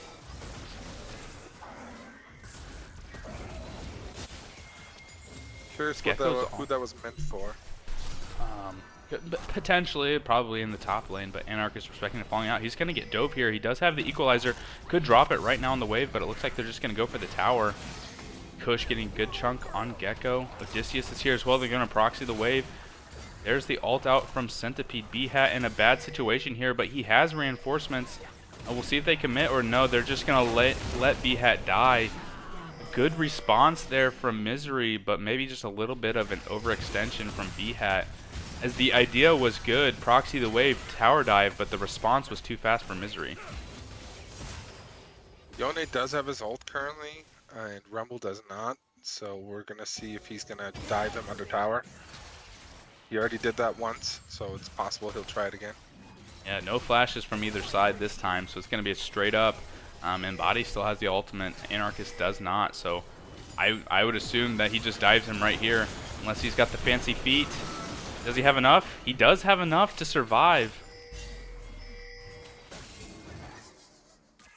There's Odysseus. Does have the flash and does not have the flash, but he's able to sneak away. Stun Black Frost, and there's the backup, so he can get away safely. The Ash Arrow has just come up, so if they want to look for a little bit of play here, they can. Dragon spawning in a minute, a good time to get the backs in. If they're able to pick up this Drake and get on Soul Point, it's going to feel really good. Definitely. Also, Herald is already up for another 3 minutes, so depending on where their priority lies. Body's going to be able to... Yeah. Very nice. Take a look at the gold. You can see there's already a 1,000 gold lead building in the top lane. 1,500 gold lead in the mid lane, but that's combated by a 2,500 gold lead in the bot lane. So Kush once again the focus for MZRY as the carry. There's a minion taking out a ward in the river. We've seen it before, but if Odysseus is manages to lock down that Ashe and they pop her, because she is rather squishy. He is on vision right now. He doesn't know that he's on a ward. But the Nico passive, you can't target a minion with the ult. That's so cheeky. Oh, this could be really bad for MZRY. They're into a choke point, but they're able to dodge all of the engage.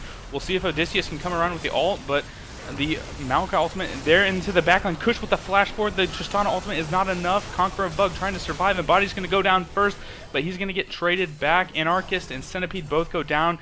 Just the bot in the mid lane left for MZRY, as Odysseus has a lot of the gold, and he's still handy. Flash forward by B-Hat. He's looking for Kush. If he can get him, this is great, but Kush is able to get that kill, get that shutdown.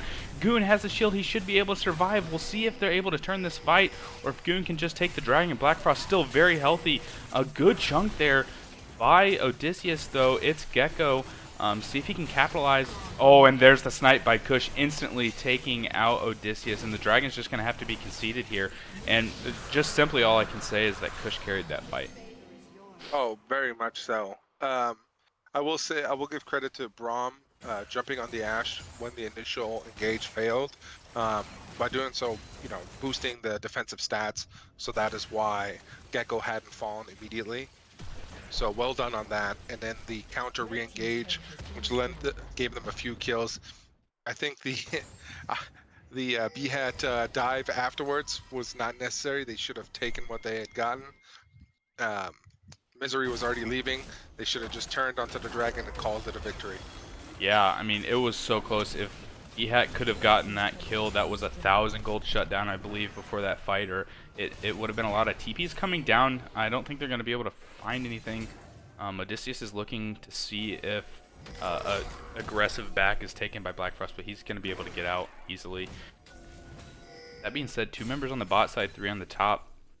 Kind of a split focus, as the Herald is going to despawn here soon, so they're just going to let that go and look to contest this mid wave. That is definitely a very scary Varus at 8-1. Yeah. Going with the on hit. I think he's already, I'm not sure what his attack speed, but I'm pretty sure it's over 2 already. Yeah, gonna be huge. Is. Yeah, he's gonna hurt a lot and quickly. If he lands that ult and locks people down, it's gonna get very dangerous very fast. And it feels like a jinx a little bit. Once you get that first kill and you get that passive attack speed, you're just ripping out autos left and right. Vision going to be cleared away. Conqueror Bug gets caught out here. It doesn't look like he's got a lot of backup on the map, and there's not enough Goon Squad members around for them to commit to that play. Goon going in for some aggressive warding here. He's just going to be left to his lonesome. Fish is able to pick up that ward, defend a little bit. Looks like, yeah, Cruel just wants to get it back, not looking for an engage. See if there's a lot of gold sitting on that jungler, about 1,300. You got 1,600 in the mid as well. Our next objective has spawned. Baron is on the table, but we got our next dragon in 2.5 minutes. That's another thing we didn't talk about. The dragon stacking stopped. Goon Squad's dragon stacking was stopped by MZRY there with that last fight. So more time for MZRY to continue. I was gonna say get back into the game as they were ahead or behind early, but now they actually have a 500 gold lead. So they do have a 500 gold lead, and that came from those shutdowns that they managed to get. Even with 1 kill behind, overall they just managed to get ahead in gold at this time. And it is on the right people. That's the scary part. We've seen Kush carry, obviously, so that's so true. Like you said, Kush is the person that you want the gold on, and he has an incredible amount of MZRY's gold. He's already over 10,000 gold for the game, as his top and jungle sit at about 6,000. So all eyes are on him. But the thing is, all eyes of the enemy team are on him as well, as Anarchist could be caught out here. The rotation's coming forward. They're not going to be able to catch him out. The pillar does not catch him. Centipede. Goon may be in a little bit of trouble here. Still has the ult, so I think he should be able to get out. Flashes out. And use the ult for disengage. 4v4 right now is both the Embody and Black Frost are down in the bot lane. Yep, nothing gained, nothing lost. Well done.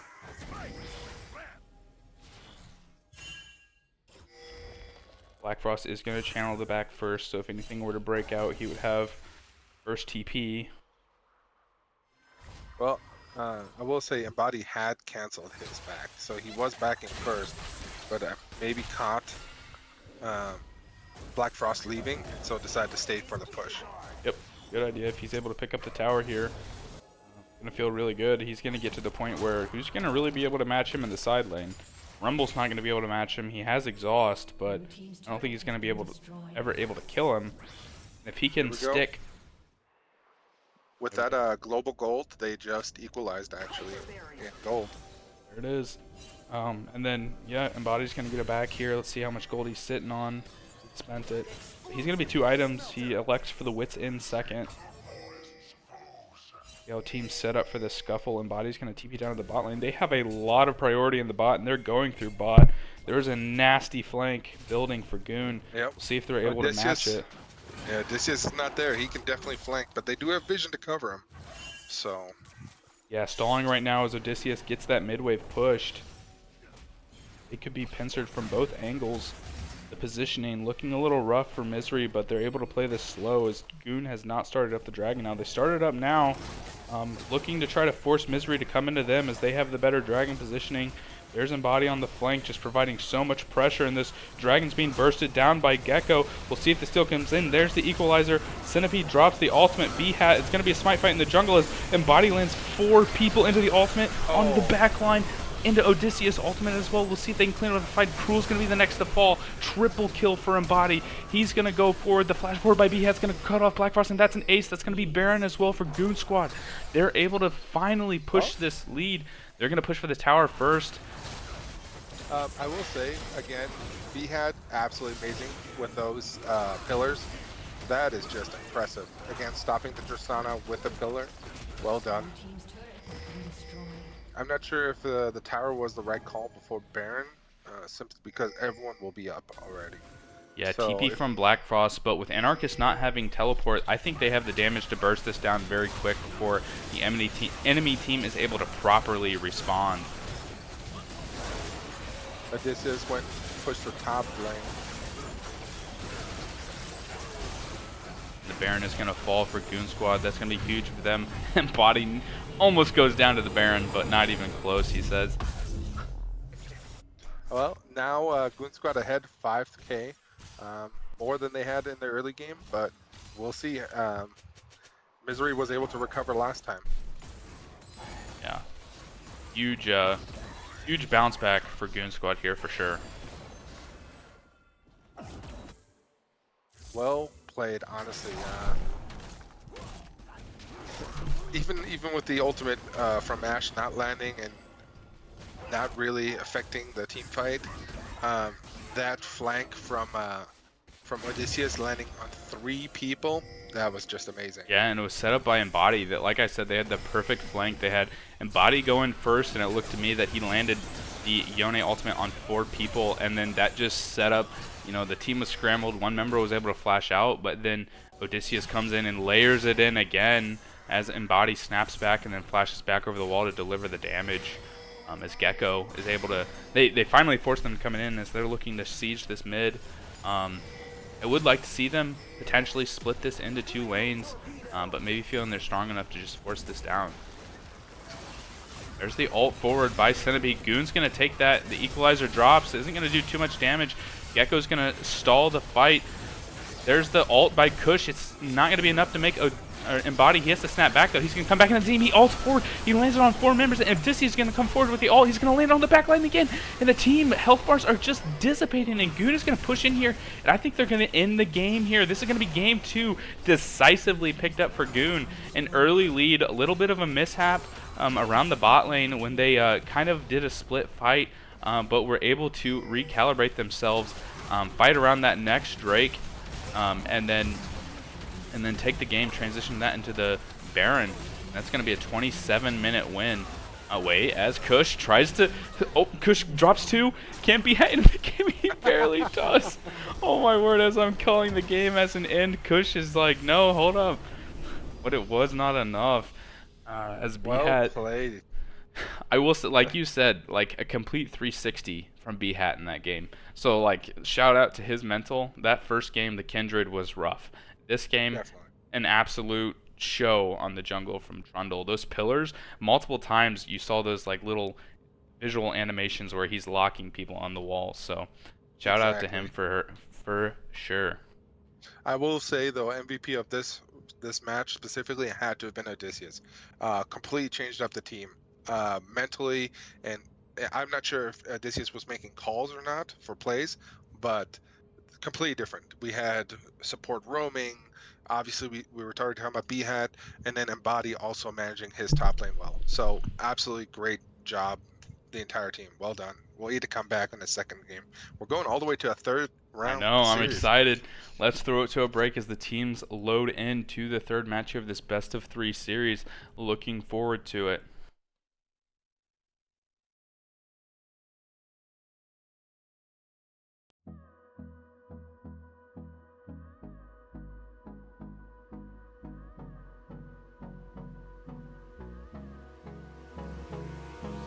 Hold me close till I get up.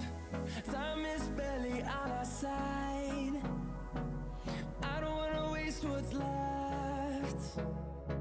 The storms we chase are leading us, and love is all we'll ever trust. Yeah, no, I don't wanna waste what's left. And on we'll go, through the wastelands, through the highways, till my shadow turns to sun rays. And on we'll go, through the wastelands, through the highways, and on we'll go.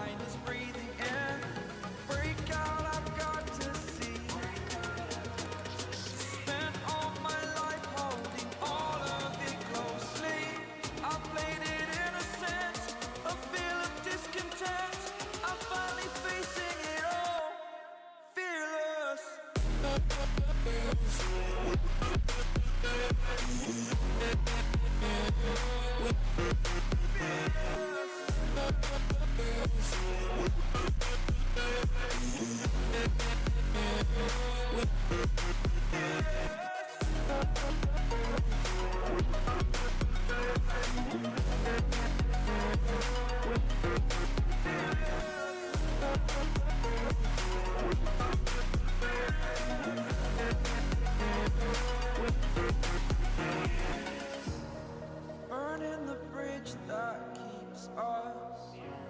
I'm here and I'm feeling fearless. Exaggerated, that's what you assume. The story's over now, I must conclude. I am conflicted, watching where I step still.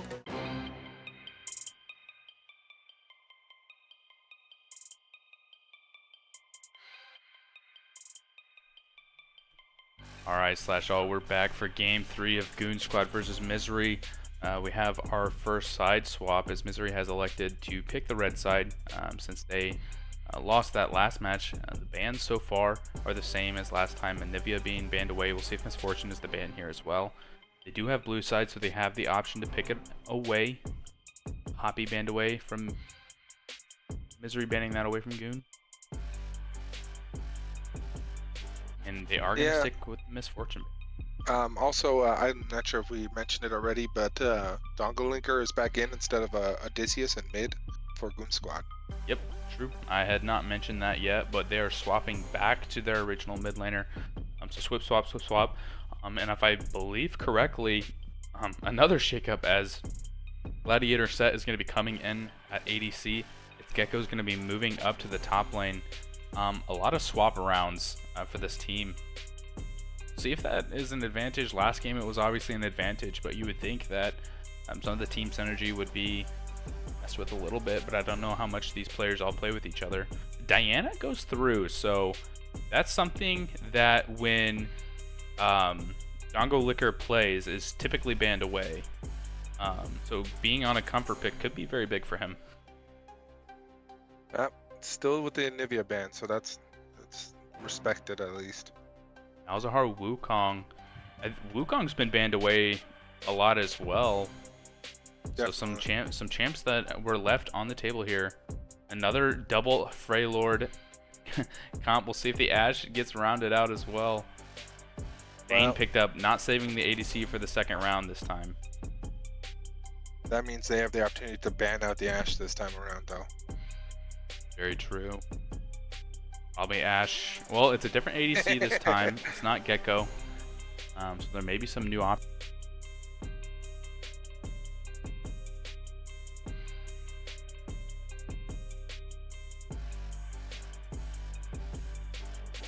See what the game plan is for Goon.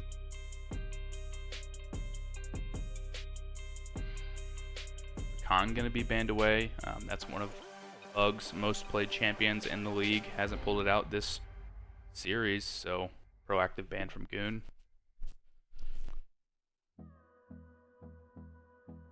I'm not sure about a Vayne Rakan combo, so I'm not sure if that was necessary, but I mean, as a comfort pick, I could see it.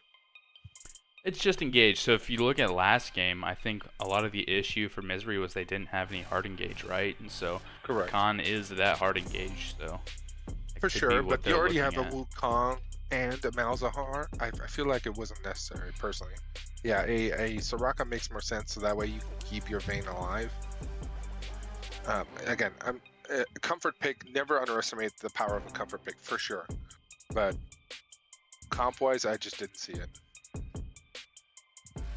Lucian being hovered right now, that would be an electric pick. As MZRY is looking to scale, the Braum Lucian could be very oppressive. It is going to be locked in. Lucian able to get that Braum passive stacked as quick as possible. Akali would be a crazy pick here.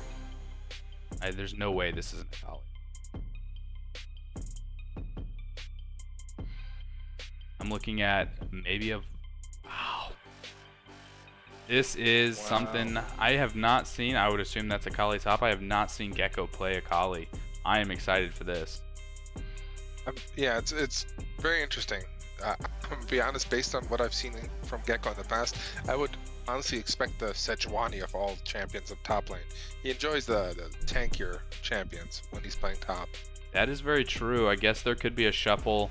Sejuani could go to the top lane, Diana to the jungle, and Akali to the mid lane. All CC is negated by Olaf.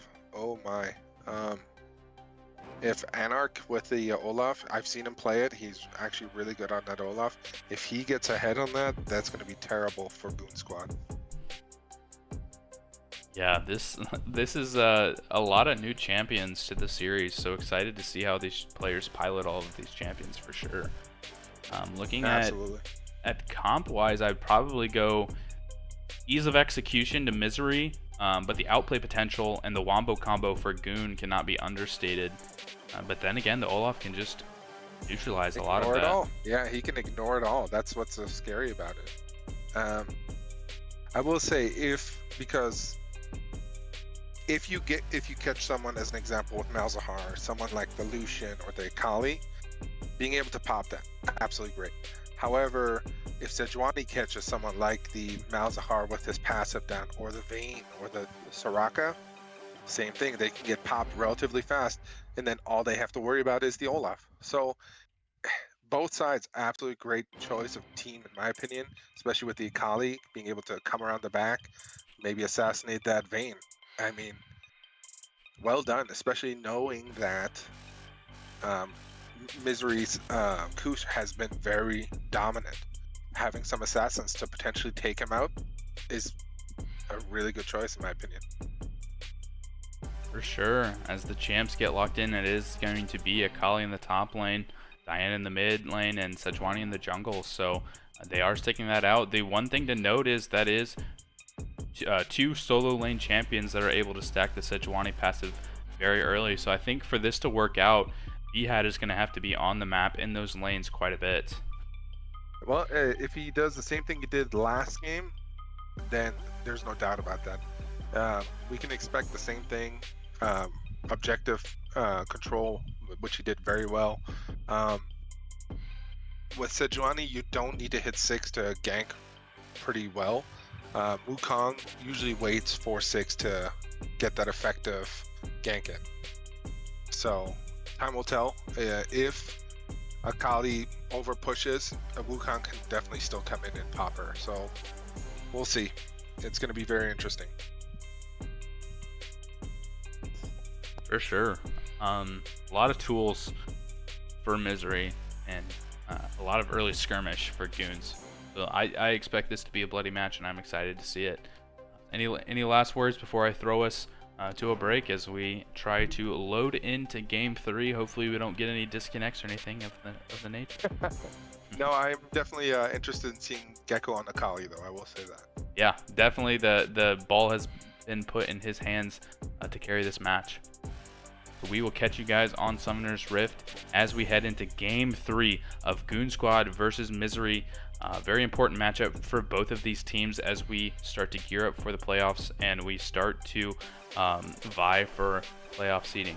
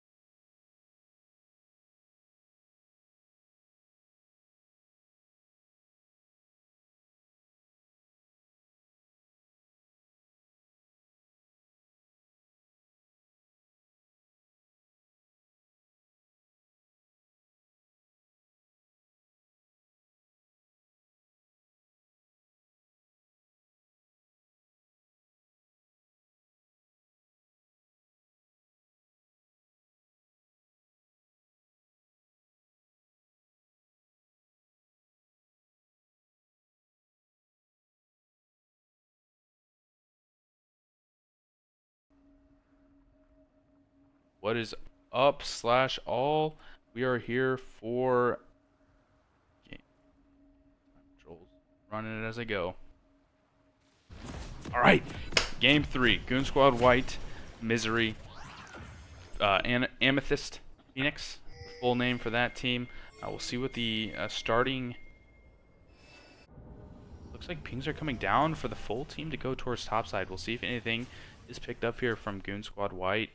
If they could get an early advantage for a Gecko in the top lane, that could be huge. Pick up a flash maybe off of the Olaf. Gladiator set taking a really bad path here. But maybe it's a bait. Yeah, a little bit. Oh, they're trying to get the flash out of Anarchist. We'll see if they do. They go forward. They're just going to straight up kill him. He holds on to the flash, but first blood is going to go over to Dongo Liquor in the mid lane. A little bit of a scuffed invade, to be honest, but it ends up working out for them. Flash goes down for Goon and no other members, so that feels really good, as well as Dongo Liquor being able to pick up the Amp Tome to start the game. Ping's coming out, potentially hoping for a ward. He dropped to cover. Hitting me is like boxing with shadows. Get a little bit of dance from Koosh as well. You can tell he's feeling dusted off and ready to go for this match. All eyes are on him. He has been the carry for MZRY in both of these games. Not able to finish it out last game, but definitely had a major impact.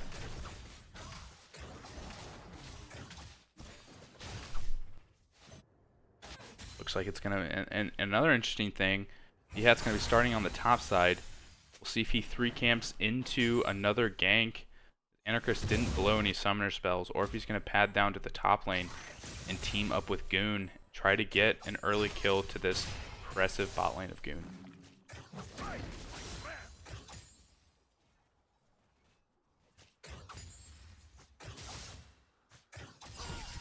Low Goonz. Bug continues to poke out and gain the health. Early level 2 for Anarch. He's going to have a lot of lane prio here going into the Akali.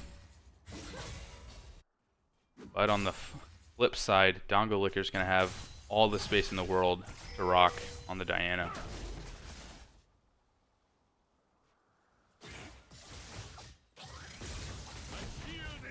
Seems like a quiet start. Game 3. All the lanes going as expected. Champions pushing in that are expected to push in. Players joust up.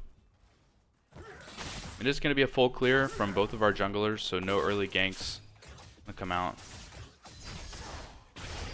Bot lane for Goon able to crash the wave.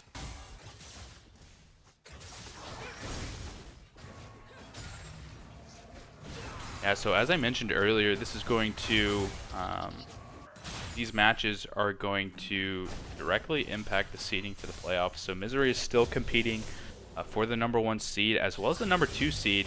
If they drop a game, there is the potential for them to fall out of even the #2 seed and lose a bye in the first round. And then Goon Squad White is actually mathematically still able to drop out of the playoffs if things were to explode here at the end of the game, or end of the season, sorry. So a lot of writing on this match as far as the playoff implications are concerned. 2 weeks left until playoffs. This is the second to last match for these two teams. And they took it all the way to a 3-game series, so yes, they did. Both definitely won it. So yeah, seems like both of these teams know what's riding. And then to revisit the fact that last game, Dongo Liquor going in here, getting the flash out of Black Frost, that's going to be huge. In the first match, that matchup went heavily as Gecko's going to be ganked here. See if he can escape. He uses the dash out, the ghost coming out from Anarchist, the flash forward by Centipede trying to pick up this kill. The undertow is going to slow Gecko, and we'll see if they're able to give this kill over to Anarchist. They are. That's going to be huge for the top laner, as the wave is also in a really bad spot for Gecko. Does have the TP. Might have to get a little bit of assistance here. Bhat taking his time here, just covering the bot lane. Although now that they saw that Cruel was top, he does have the ability to back, but we'll see if they're trying to make a long extended play off of this bounce. Well done by the Braum to give the solo plate to Gladiator Set, just to make sure that he can get further ahead. Yeah, an early plate's going to feel really good. Like you said, he's already sitting on 1,300 gold. Good back, and BHAT continuing his on-spawn dragon presence. Yeah, I will say, I will give credit. He was been really good about that until about mid-game when they start getting contested by both teams actively. Yeah, BHAT has definitely been first to all of the early objectives, and that's helped Goon out a lot. Most definitely, that global gold and just the abilities of the dragon or herald, just very helpful for them.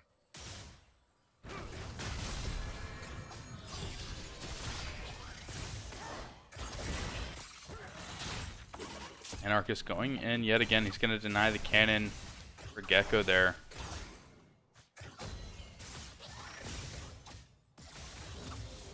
Gladiator Set running a little bit low on mana, just trying to get this wave pushed him back. Like we said, he has a lot of gold sitting on him as he was able to get that solo plate already this early into the game. MZRY countering the push quite a bit. Nice Q by Goon. Gonna put a little bit of pressure on, and no mana for Gladiator Set. They need to be careful. And it looks like Anarchist is gonna look into the jungle. He already has access to six, but he realizes that he is being collapsed on. They're gonna go all in on this, but I think Anarchist has the info to know that this is not a fight he should take, and he's just gonna walk out. And Gecko actually needs to be careful not to go too hard here. Very true. It looks like Goon Squad is setting up, at least vision-wise, for the Herald already in 1 minute. So again, BHAT doing his early objectives, and I mean, kudos to him. That's how you win games. Objectives, not kills. Gank coming in from BHAT. Blackbreast does have the ultimate, but it's just not going to matter. He has no flash from earlier when Dongo Liquor went in. And the kill is going to go over to BHAT. That's going to feel really good and give them a lot of prio. Like I said before, with the double melee solo laners, BHAT's going to need to be really active in these lanes, and he is. Very true. Also, I will say that Gecko is starting to get hurt a little more, which is setting up the potential for the assassination. Yeah, with the wave pushing into him, he should be able to collect this safely. I will say he's dishing out a lot of damage himself as much as he's receiving. Gonna be able to pick up that wave. Both top laners are gonna back here. Gold advantage, about 400 gold advantage for Anarchist, so doing very well in this lane. Yeah, in bot lane, Gladiator Set getting ahead, I mean, ridiculously ahead in CS. Surprisingly, as we've seen push in the past CS quite well.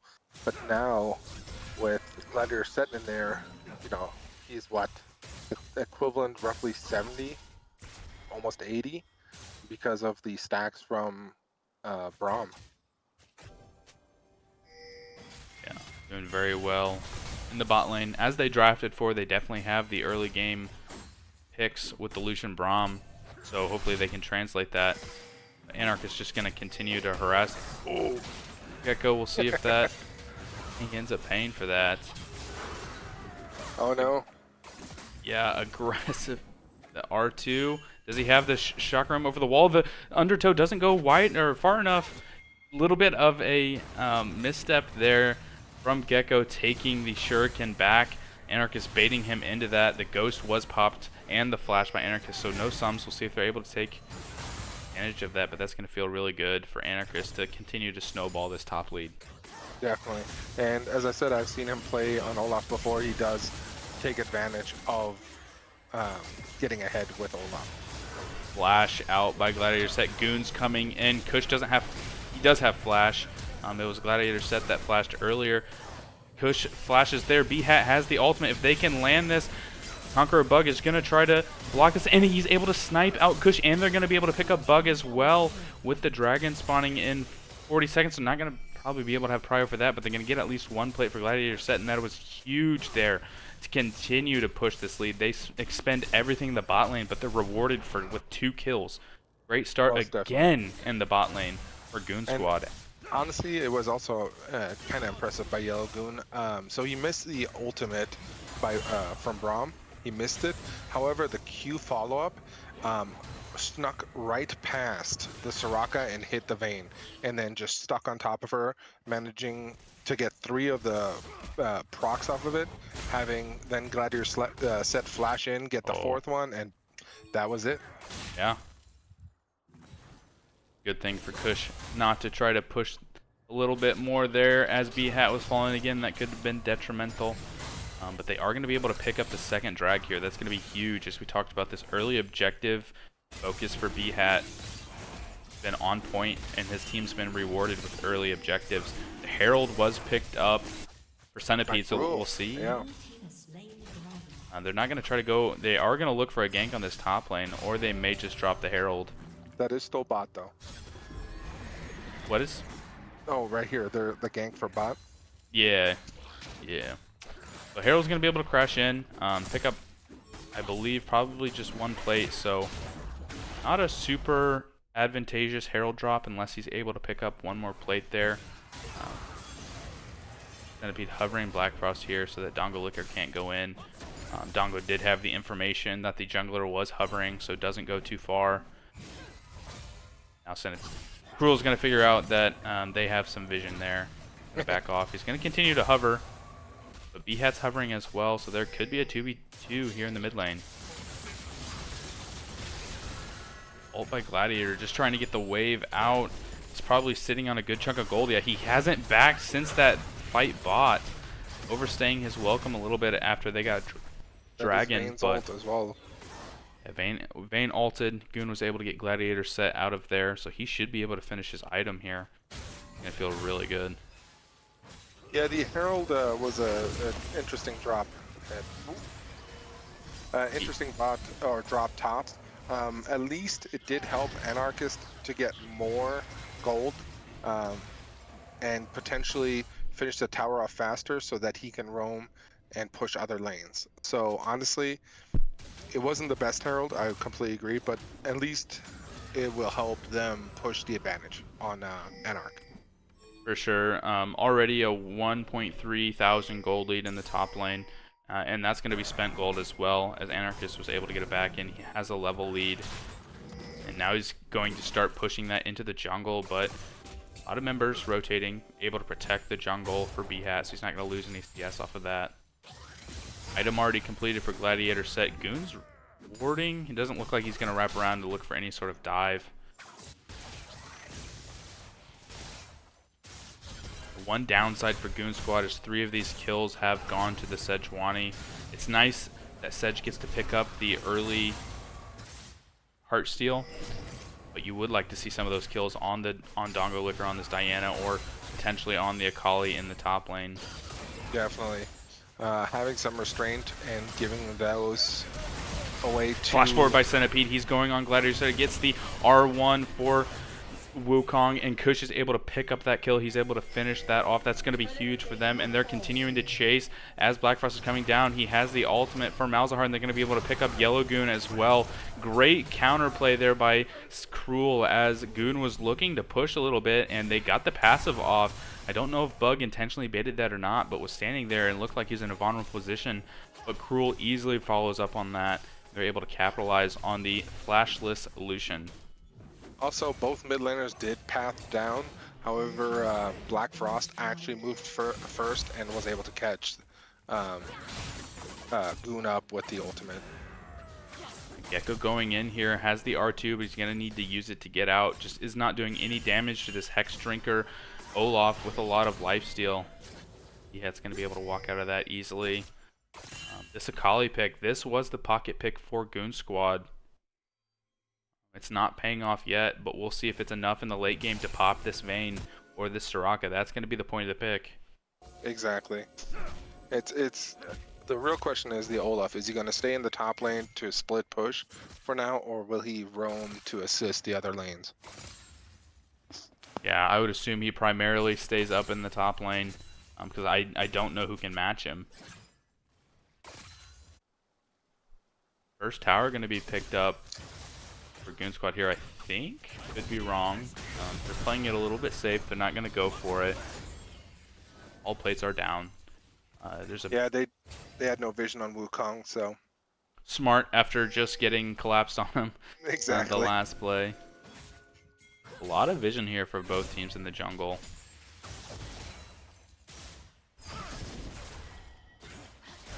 Another good chunk there. Once Braum lands that Q and gets that passive. Rule needs to be careful here. The dragon's spawning in 20 seconds. This could be really big.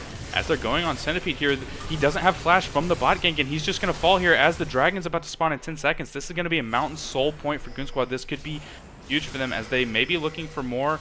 As Anarchist has moved down first, Gecko does have the TP. Now that they see Anarchist, let's see if he TPs. He is.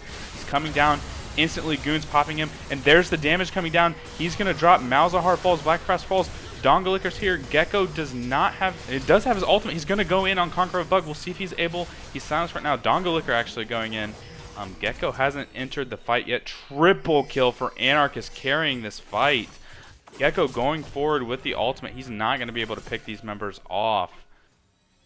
So a huge first move from Anarchist. Like you said, if he was going to be in the fights or if he's going to split push. I thought he was going to split push, but there he was carrying that fight, protecting his team from picking up the mountain soul point.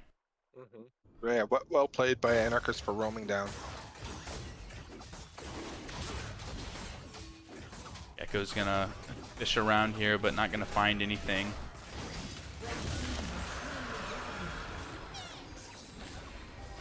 Yeah, I thought initially that Goon Squad made the perfect pick. They got the jungler out of the way with Cruel being dead. They didn't have the smite to contest the dragon, but the fight continued. Yeah, the top lane lead being felt more than the leads that Goon Squad had in the other lane. That being said, still only a 1,000 gold lead, so nothing too crazy. But just a little bit of mispositioning, it felt like, from Goon Squad there. Goon continues to just layer vision all over the map. Very true. That being said, a lot of flashes were burned, a lot of summoner spells in general. So the next team fight, if it comes soon, can be completely different. Yeah. Gladiator testing Herald out. is up. Hands a little bit, and there's B-Hat on it right away. Jungler already showing bot. As Gladiator set needs to be careful not to get dove here. Doesn't want to take a play out of Gecko's book. Yeah, he's going to respect it. Cruel has the ultimate. Gladiator set easily able to get out of that. 3 members down here. Zoning Gladiator set off the wave as Goon Squad is going to be able to pick up the Herald. Yeah, but by occupying 3 members down the bot lane, they were able to get that Herald and are pushing in on Black Frost as well. So yeah, they could look for a dive here onto Black Frost. Looks like the positioning for it. There's the Herald. They're going to drop the mid tower. That's going to feel really good. They could look for more. Anarchist is roaming down here. They don't really want to fight where this Olaf is, however. They can avoid fighting around Olaf. That's good. But B-Hat goes a little bit too far forward, and Black Frost makes him pay with the Malzahar ultimate. And there's Centipede on the backside. He doesn't have the ultimate, but he does. There's Goon applying the CC. Dongalicker is going to be able to escape this one, I believe. Could turn this on Cruel if nobody else joins as Gecko's coming around. The flash forward by Cruel's able to knock it down. Secure the kill. There's Goon hopping over the wall. Again, Anarchist still chasing hard. If Anarchist is around, I don't think you want to fight. This is the lead that MZRY has. It is all on this top laner.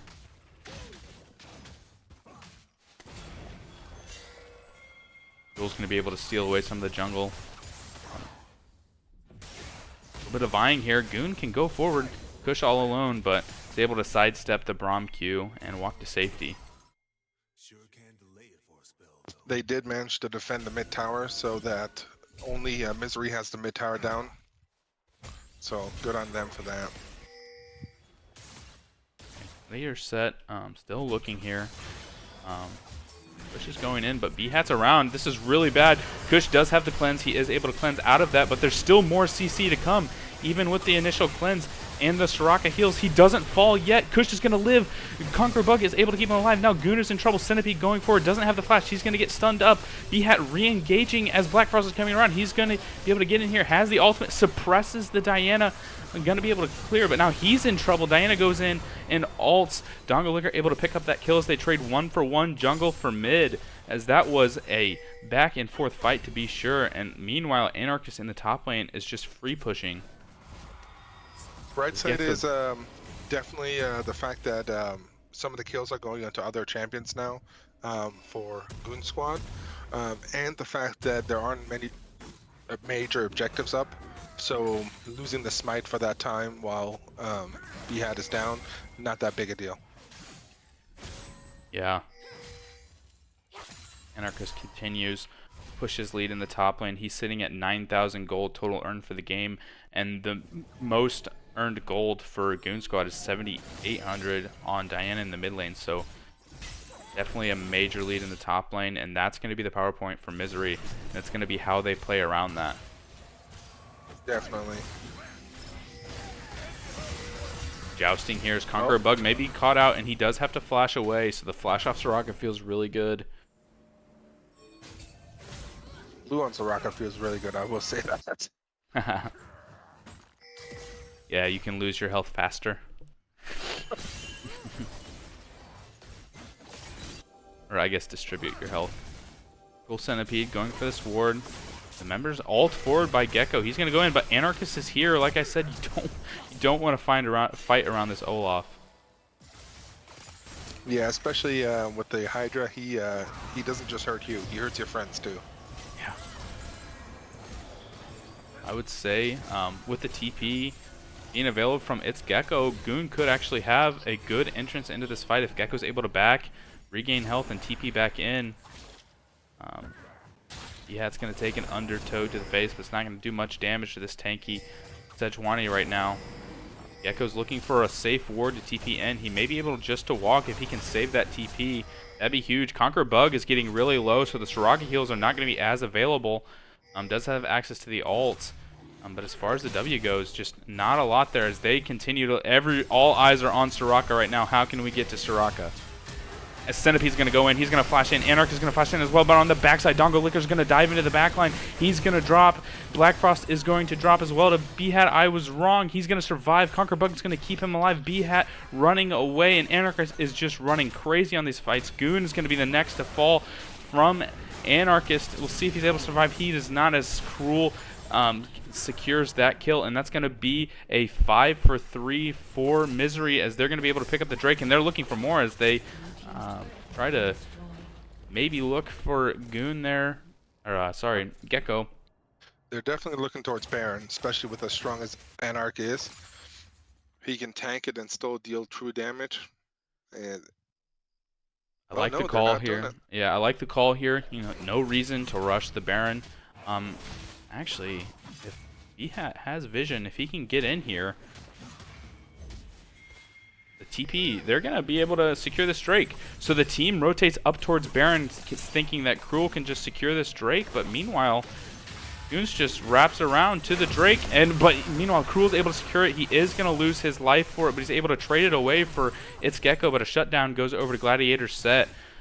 So the damage was mitigated there, but not a great... Oh, his Gladiator set doesn't quite make it over the wall. He's going to fall here as Anarchist is CC and Moon, and I think they need to get out of here. I don't think they have the damage, especially with Soraka now arriving. Behat's going to be the next to fall, and now Yellow Goon is out of position. He's going to get condemned against the wall, and he's going to fall as well. Now MZRY can look towards the Baron. They're going to get this mid-wave push. They're going to pick up the Baron, and this is going to be a massive game-swinging play for MZRY as they look to have scaled. And you were talking about earlier with the lead that Anarchist was able to build in isolation in the top lane. What was he going to do with it? And his choice was just absolutely dominate these team fights. Yep, that was definitely the better option instead of split pushing to roam with the team. Since the enemy team has so much CC, with him just being there and his mere presence will prevent any team fight from swinging the wrong way.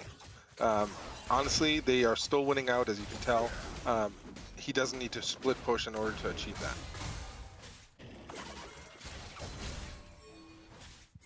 Yeah, this Akali pick has not been able... Oh, as Kush may have extended just a little bit too far forward, as Zongalicker is going to pick up the solo kill in the mid lane. Take And a one Baron shutdown. off. Yeah, shutdown, as well as a Baron off the table. Gecko's going to be baiting in Anarchist here. They're going to go in. Ult back. Yeah, he has his ult back. He goes CC immune. It's Gecko. It's not going to be able to do enough damage. Look at that heal from B-Hat, and now the rest of the team for Goonz arrives, and it's Gecko's able to pick up that shutdown. We'll see if that's enough to get him online. He needs to be the person to be able to get into the backline and shut down the Soraka. So 2 shutdowns cashed in for Goon, as much as it's worth. The towers are going to start falling for them, but nothing major lost after picking up, as Goon's on a major flank right now. We'll see if this pays off.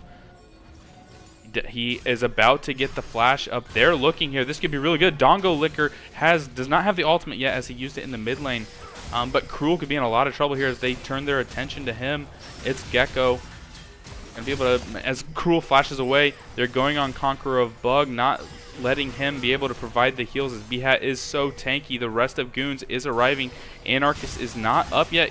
Kush could be available. B-Hat is on the wrong side of this fight. Or is he, as they instantly knock down Bug, and now their eyes turn to Black Frost as the passive is on, but they just don't have the consistent damage, as when Kush arrives, he can just dish out so much. Gladiator Set was not in that fight. Oh no.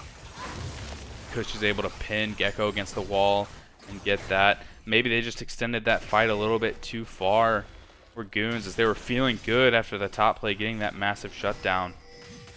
Yeah, Anarch pushing out that mid, looking for that inhib tower. It's a good play. They're pushing 2 lanes, and there's a good chance they're going to get up to 3 turrets off that. The ult from Gladiator Set trying to clear the wave, at least for them. Anarchist needs to get the rest of this wave so the tower can start helping him out.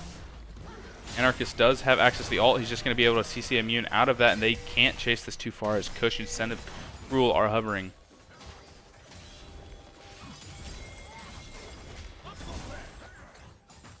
They're looking here. They know at least that Anarchist doesn't have access to the Ragnarok. And Dongolicker has the ult. This could be an option for them. They're collapsing down. They know Olaf can't go CC immune.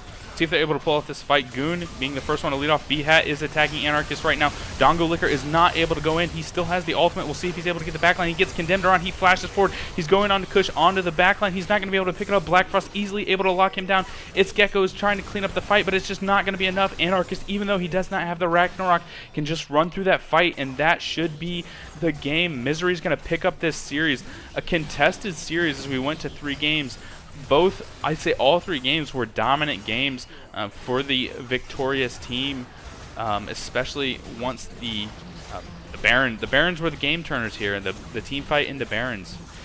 Definitely, definitely. I will throw out, again, Anarchist, absolutely great, and the top lane. That Olaf is very scary once he gets rolling, I will say that.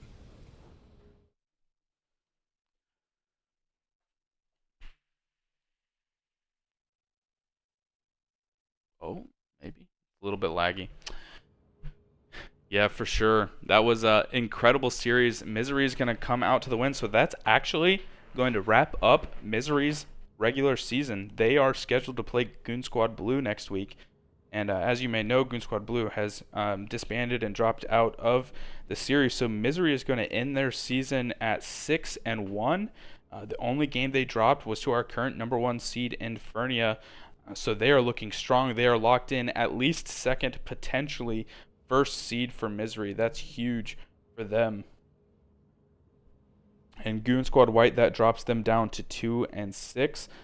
They are still in the playoffs at this point, as Tom Kinch's Line Chefs and Inferno Wolf Esports are still sitting at 1 win apiece. But with the Goon Squad Blue dropping out, only 1 team will not make the playoffs, so they are still sitting comfortably in playoff position if they're able to pick up their series next week, so nothing too crazy. We want to do an interview. Let me see if any members of MZRY are available for an interview.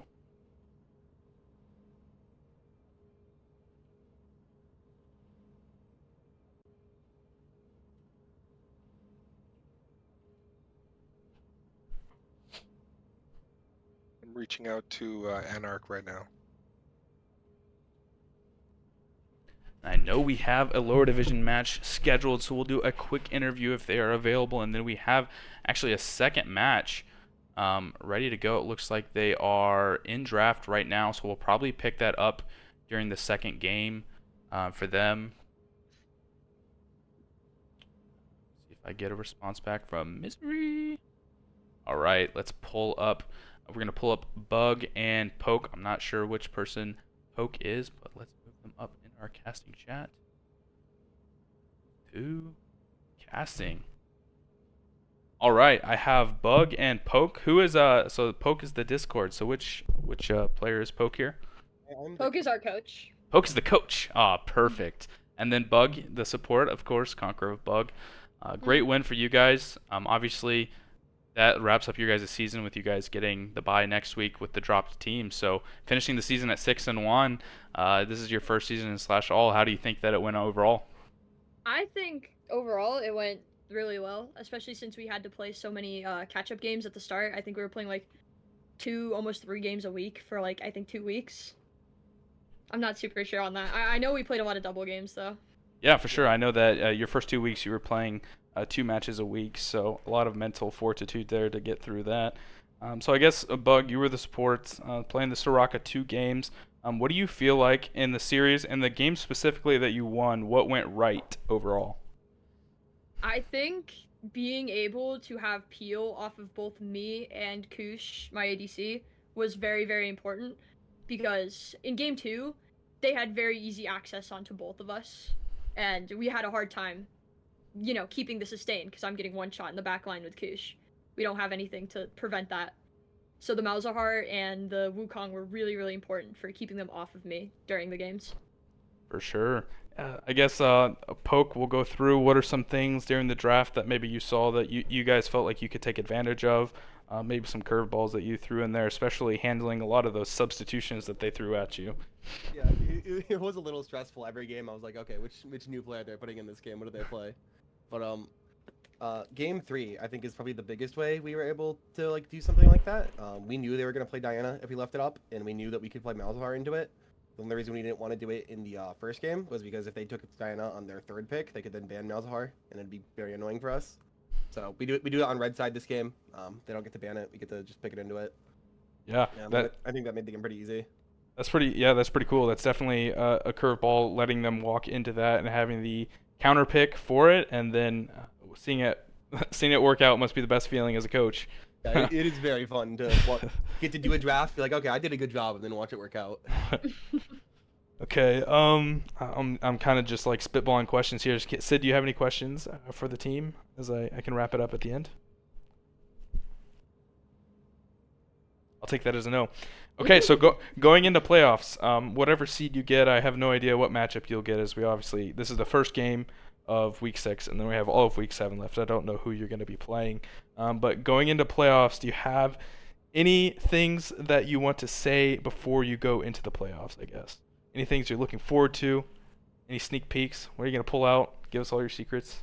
Just kidding. I want us to play against Infernia. I want to beat Yeah. Infernia. I don't care how we get there. I don't care if it's in finals, if it's in semifinals. I want to beat their asses. For sure, yeah. There's definitely been some. I was hoping you guys would meet them in the Ring of Champions event. I was excited to see that. Oh, we just barely missed that. It was so sad. Well, sweet. Yeah, it's obviously great having you guys. And looking forward to see what you guys can do in the playoffs. Yeah, I'm excited as well. Thank you. Thank you. Sweet. All right. With that, I'm going to close out the stream. So thanks everybody for watching our upper division match. Like I said, we have a lower division match scheduled right after this. So we're going to recollect ourselves, probably pick that one up for game 2. That's going to be actually our top 2 seeded teams right now playing in the lower division. So it's going to be super hype. So join us for that. But I'm in the stream for this game, and then join us in a few minutes for the next one.